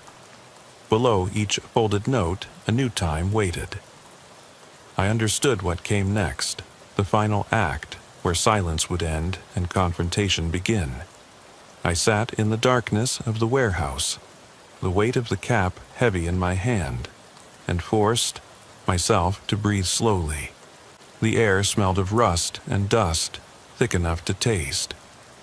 The flashlight's beam quivered as I moved it across the crates, looking for anything that hinted at an exit. My boots scraped the concrete floor, each sound magnified by the cavernous space. Somewhere behind me, a shelf rattled, sending a shard of steel clattering to the ground like an unspoken alarm. I flipped the cap over, tracing the red thread with my fingertip. It felt damp, sticky, an echo of every note I'd found so far. I realized then that whoever had set this trap understood me. They knew every place I would go, every step I would take. My routine, my cadence, everything had been catalogued and turned against me. I wondered if they watched from the shadows even now, studying my reactions, waiting to see how far I'd break. I rose to my feet, brushing dust from my knees. The beam of light carved out a narrow path ahead, crates forming walls on either side. I followed the beam, stepping carefully as I navigated the maze. Dates and scrawled times still adorned the crate labels. June 21st, 9:45, June 22nd, 11:30, and so on. Entries for moments that hadn't yet occurred, precursors written in anticipation of my arrival. Fear twisted in my gut at the realization that I was walking into someone's calendar, their plan unfolding like a schedule I could not change. I forced myself onward, distilling my racing thoughts into a single imperative: find a way out. I hugged the crate's edges, following the grid of aisles as if reading a map I did not understand. My breath fogged in the beam's haze. My pulse thrummed behind my ear, louder now than the distant city hum I could barely hear through the thick walls. Then, just when the aisles seemed endless, I spotted a gap where crates had been pushed aside, revealing a low doorway. I lowered myself through it, grit scratching at my palms. On the other side, the light shifted, more fluorescent glow, buzzing softly like a stationary generator. I had stumbled upon a corridor leading back toward the warehouse's center. My relief was brief. The corridor's walls were plastered with photographs I recognized. Snapshots of me as I'd driven through Ridgewood streets, leaning from my cruiser window at Maple 14. Flashlight pointed into the diner's cooler, crouched beside the rocking chair in apartment 3B. Each photo was annotated in the same hurried script. June 23rd, 1300. Officer Kane.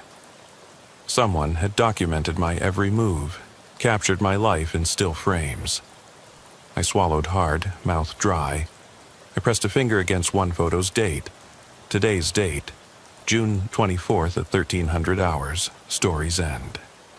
I swallowed again, sobering at the thought that this corridor had been prepared for me, a gallery of my own unraveling. The overhead fluorescence flickered, and I realized I'd been standing beneath one exactly where Warren's commendation plaque should have been. Bright, polished, and ultimately meaningless.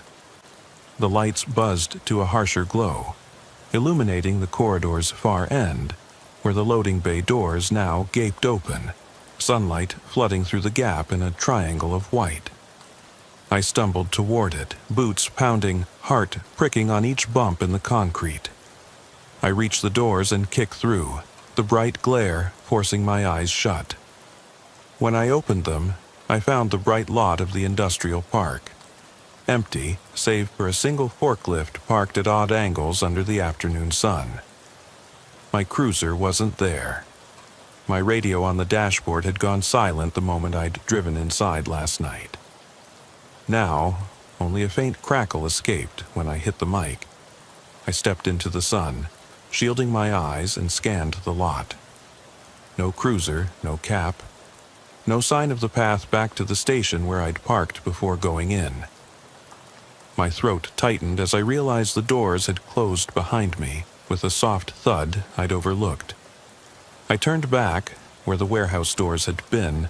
Only a solid wall of corrugated metal reflected the glaring sky. I exhaled a shaky breath. My pulse thundered in my temples. The world felt too bright, too exposed. I fought the urge to collapse onto the pavement, but the routine demanded action. Find another path, another exit. I ran my hand along the fence at the lot's edge, seeking a gap or a weakness. I found a section where the mesh bent away from the post. I squeezed through, scraping my shoulder on the wire, and dropped to the other side. The ground was gravelly, heat rising in waves from the sun-baked pavement. I turned and looked back. The warehouse stood silent and impenetrable behind me, its doors closed like eyes. The industrial park's east edge led to a service road curving toward Ridgewood's perimeter. I jogged toward it, lungs burning, boots rattling over stones. My mind reeled with fragmented images, the notes, the photographs, the cap, the mirror maze. I wrestled down panic, focusing on each footfall. At the service road, I paused to catch my breath. In the midday haze, I could see a distant figure pointing at me from the lot's edge. A man in a dark jacket, hand raised like a signal. I froze, heart stuttering. The figure was too far, featureless, perched like a sentinel. I stared until he lowered his arm and disappeared behind a stack of shipping containers. I fought the urge to run faster. A part of me screamed danger. Another whispered false alarm. I realized that any movement could drive me deeper into the trap. I took a step forward, then stopped, hand on the cool metal of the nearest shipping container. I let the silence settle. Wind in the weeds, distant hum of traffic, nothing else. I raised the cap in my hand, the sun striking the red thread until it glowed like a heartbeat. I spoke aloud to the empty air. You set this for me. You watched me. You thought you had me. My voice sounded small, swallowed by the midday expanse. I lowered my arm, tucked the cap into my jacket pocket, and started walking toward the horizon line where the park met Ridgewood's boundary. No fear rose in me now, only a quiet resolution. I'd been documented, manipulated, hunted through every routine I followed. But the story was not finished.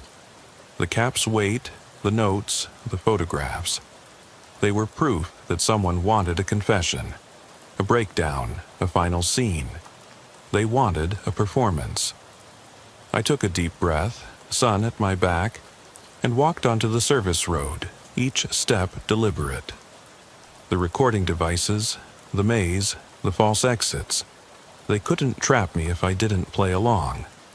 I would carry this narrative back into the light, expose it for what it was. The warehouse had been a stage, and I had walked through every scene. Now I'd write the ending.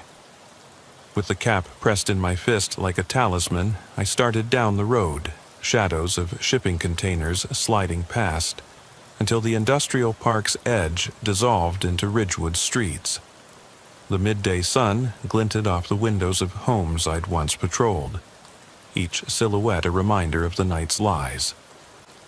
I kept walking, past Maple and Elm, past the diner and the gas station, until I saw my cruiser parked under a birch tree by the station's rear entrance.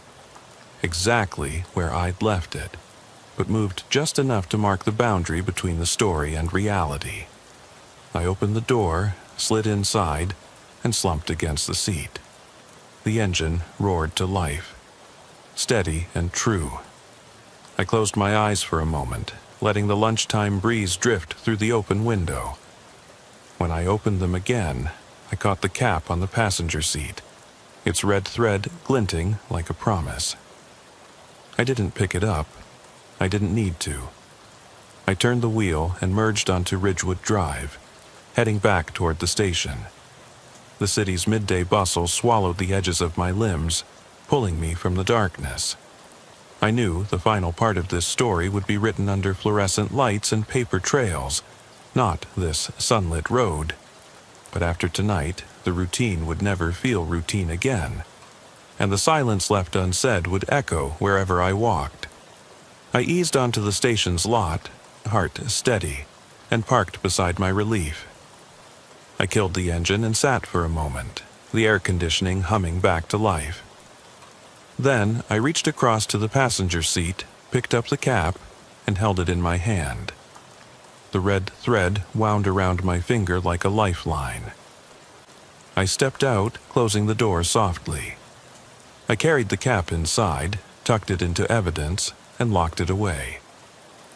The others would file questions, run prints, log the item. But I knew the real story. The cage is not made of metal and walls, but of routines and expectations. Break the pattern, step into the light, and the trap loses its teeth. I walked into the station's briefing room, ready to tell the tale of the night, and to watch for the next note, the next photograph, the next thread that might tie me back into the darkness. Because once you've seen the hunt from both sides, you never stop watching. I drove home that afternoon under the dull white sky, exhaustion pooling in my bones like old water. The cap still lay in evidence, its red thread a quiet pulse against the sterile surface of the desk drawer. I told myself the story was over, every routine check cataloged, every note collected, every photograph seized. I'd walked through the trap on my own terms, exposed the maze, and reclaimed the night.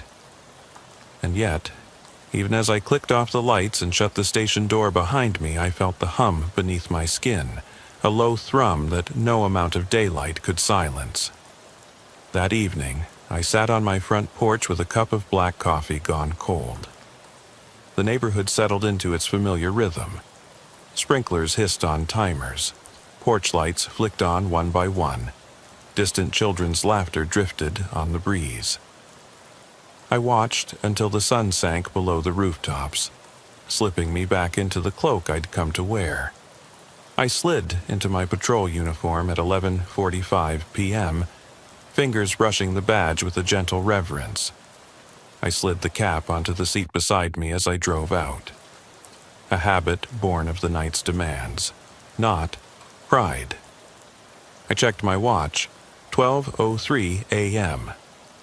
Ridgewood was silent, except for the whir of my own engine. I turned onto Maple Avenue, eyes lingering on number 14, where the lamp had pulsed. Tonight it shone steady, an honest glow. I eased to a stop and stepped out, boots on damp grass. I walked to the front porch and lifted the curve of the lampshade. The bulb was new, no flicker in sight. I tapped the fixture and heard a clean click. Ordinary, final. Back in the cruiser, I cruised toward the industrial park, the warehouse looming at the edge of my vision. My headlights passed it without a glance. No need for trophies or reminders. I checked my mirror. The warehouse's facade receded as ordinary as steel and shadow. I switched off the spotlight and eased onto Cedar Street. At 12:47 a.m. I received a call, an alarm at the gas station on Greenwood. My head tipped back on the seat, so predictable I almost laughed. I flipped the sirens for effect, a brief warble to stir the empty roads. I arrived to find pumps quiet, the station's lights bright. I walked inside, arms loose at my sides. No sign of forced entry. Register open but balanced. Cooler door closed tight. I tapped the flashlight on the tile and found nothing but my reflection staring back at me. I radioed clear. I drove back through Ridgewood Park, the swings motionless, the slides steel cold. I paused at the gate as my mind ticked off the sequence. Maple 14, gas station park. Everywhere I went, I left only my own wake. It felt like a victory and a defeat all at once. The final note had been written, the last entry made, I eased past the gate and rounded the block. At exactly 1:05 a.m., I heard it. A soft thump on the passenger side window. I snapped to, flashlight raised. Outside, the glass held a single yellow sticky note, gleaming in the beam's cone. No reflection, no shadow of a hand. I killed the engine, heart slamming. I cracked the window and gently peeled the note free. In neat, familiar script, it read, "One more thing." My breath caught. The note curled in my fingers, warm as a whisper. I turned the flashlight to the passenger seat, empty. The cap was gone. My eyes darted across the windshield, hood, asphalt. Nothing. The world held its breath. I pressed my palm against the dash, willing the hum beneath me to die, but it only grew louder, resonating through the cruiser's frame. I slid out of the driver's seat and circled the car, heart hammering in my throat. Every yard around the cruiser was empty. No footprints, no cigarette butts, no note trail. I dropped to my knees and searched under the seat. No cap, no red thread. It was as if the cap had evaporated into the night. I stood, knees weak, and looked back at the driver's side door. Glued to the outside was another sticky note.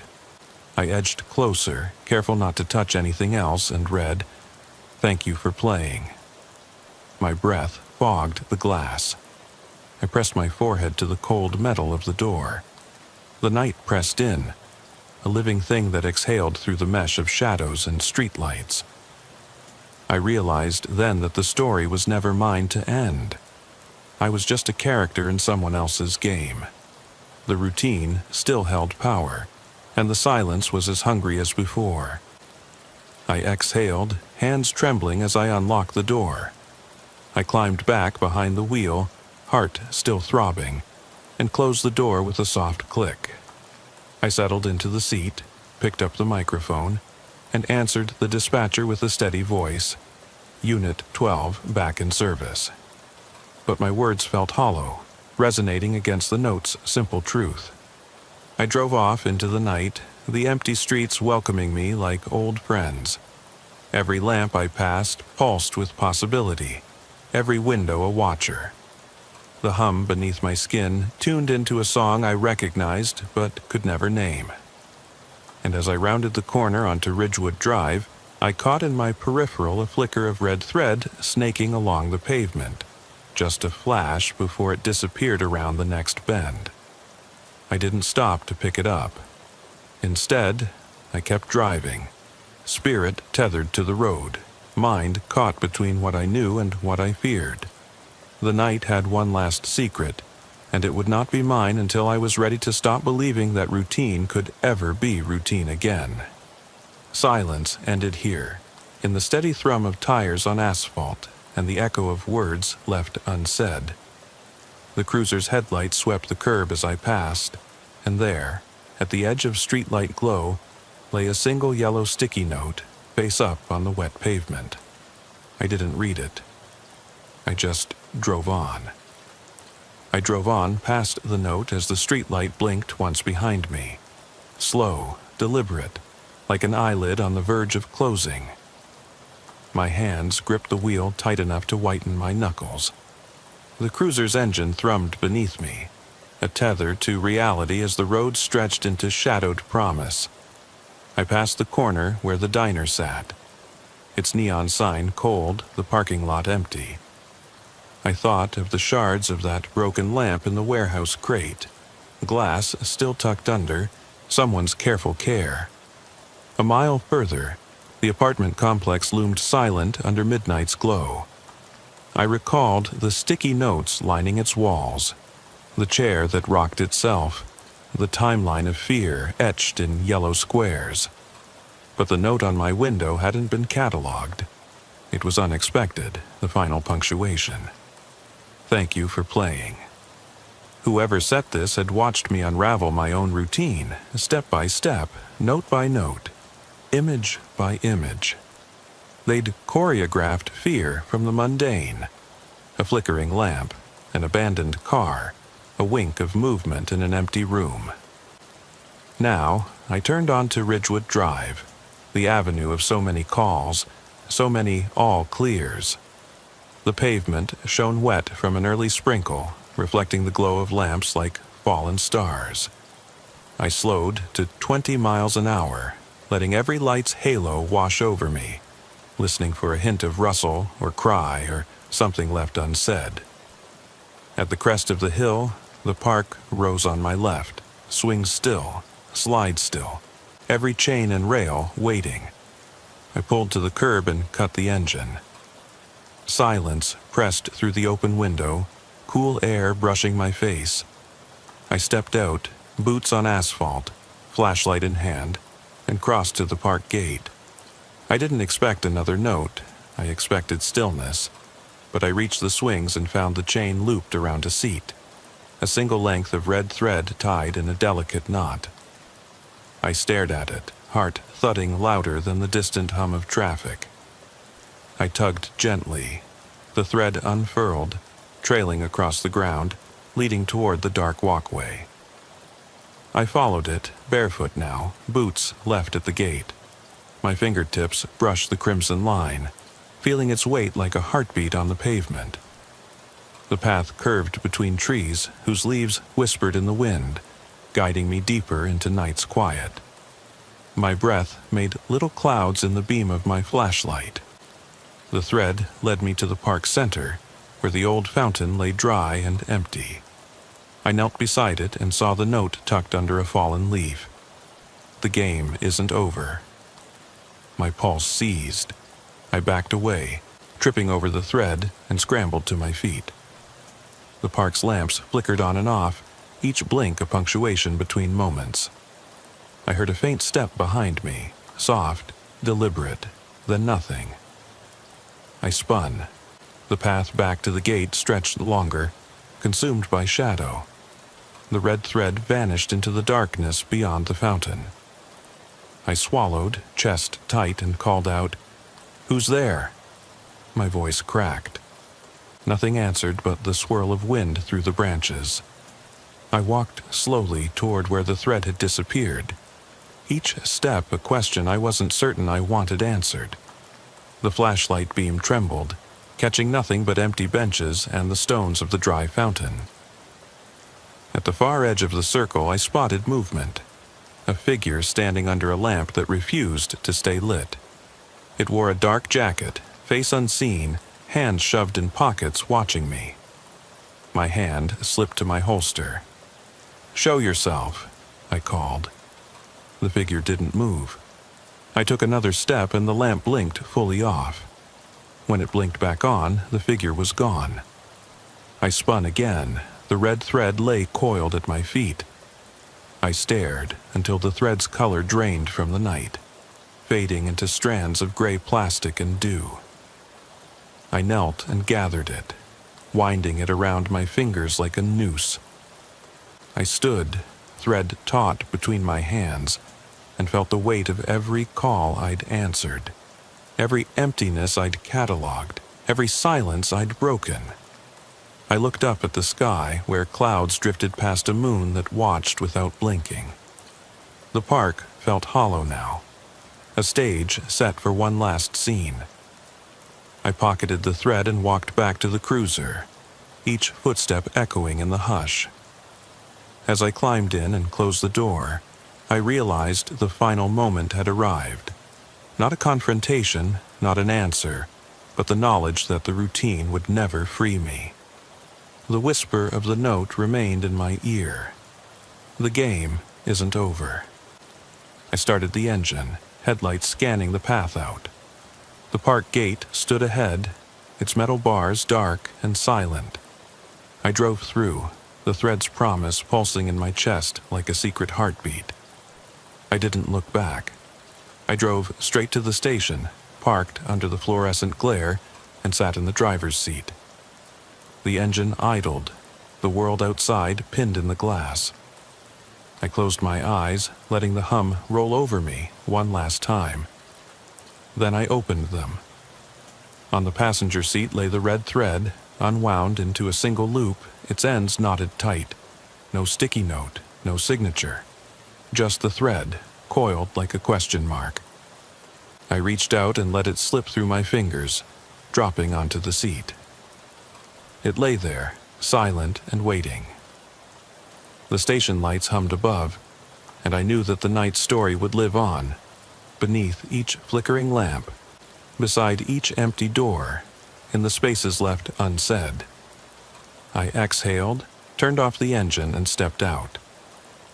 The station doors closed behind me with a soft click. In the corridor's hush, I could almost hear the echo of footsteps, mine or someone else's. I couldn't tell. And somewhere, beyond the metal gates of Ridgewood Park, the red thread waited for the next player to come looking. I eased out of the station under the weight of quiet that never truly lifts. The night felt thinner now, as if everything had been aired out and left to cool.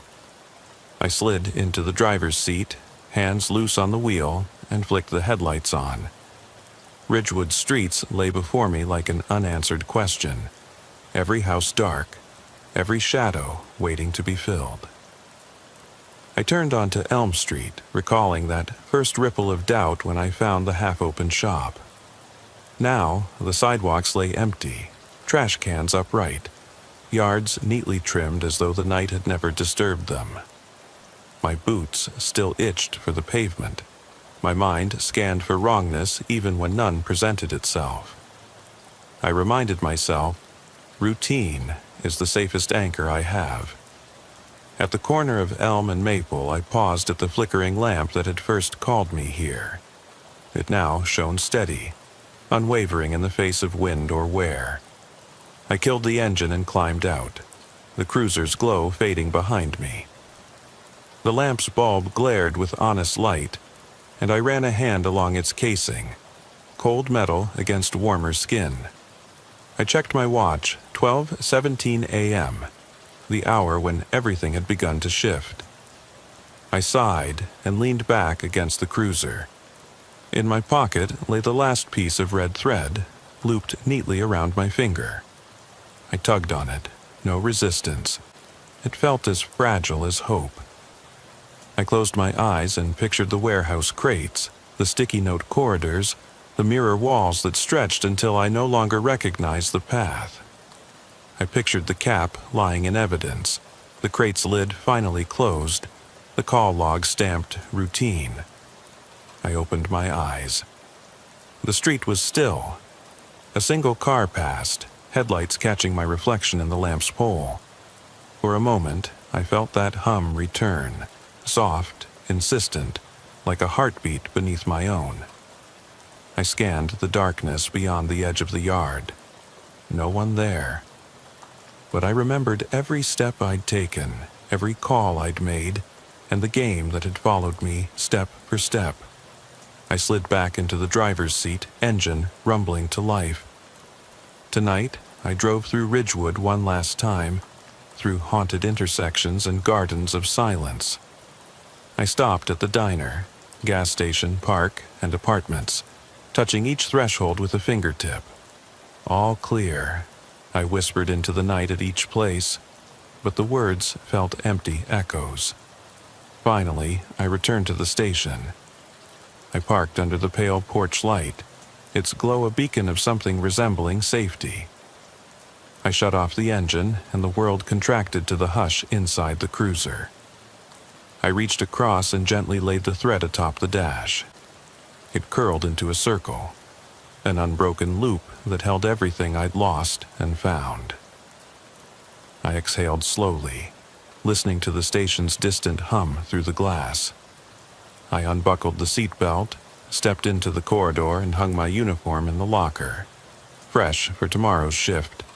But tonight I left the badge where I could see it, silver against worn wood. I closed the locker door softly, its click final yet uncertain. I stepped into the briefing room where day officers sat laughing over coffee. I did not join them. I stood at the edge, shadowed, carrying a story that had no true ending. I placed the red thread on the table before me, silent as a question. Heads turned, Eyes flicked to the object, then back to me. I said nothing. I collected my hat and coat and turned toward the exit. My footsteps echoed once in the hallway, then again in the night outside. The door closed behind me, leaving the story's remnants behind the glass. I walked home under the hush of a world that would believe in routine again by sunrise, but I carried the thread in my pocket, a silent reminder that some routines break you if you let them, and some silences speak louder than any alarm. In the darkened street, I paused and looked back toward the station. A single street lamp winked shut behind me before flickering back on. I did not turn around. I walked on, the threads whisper against my thigh. The game is never over.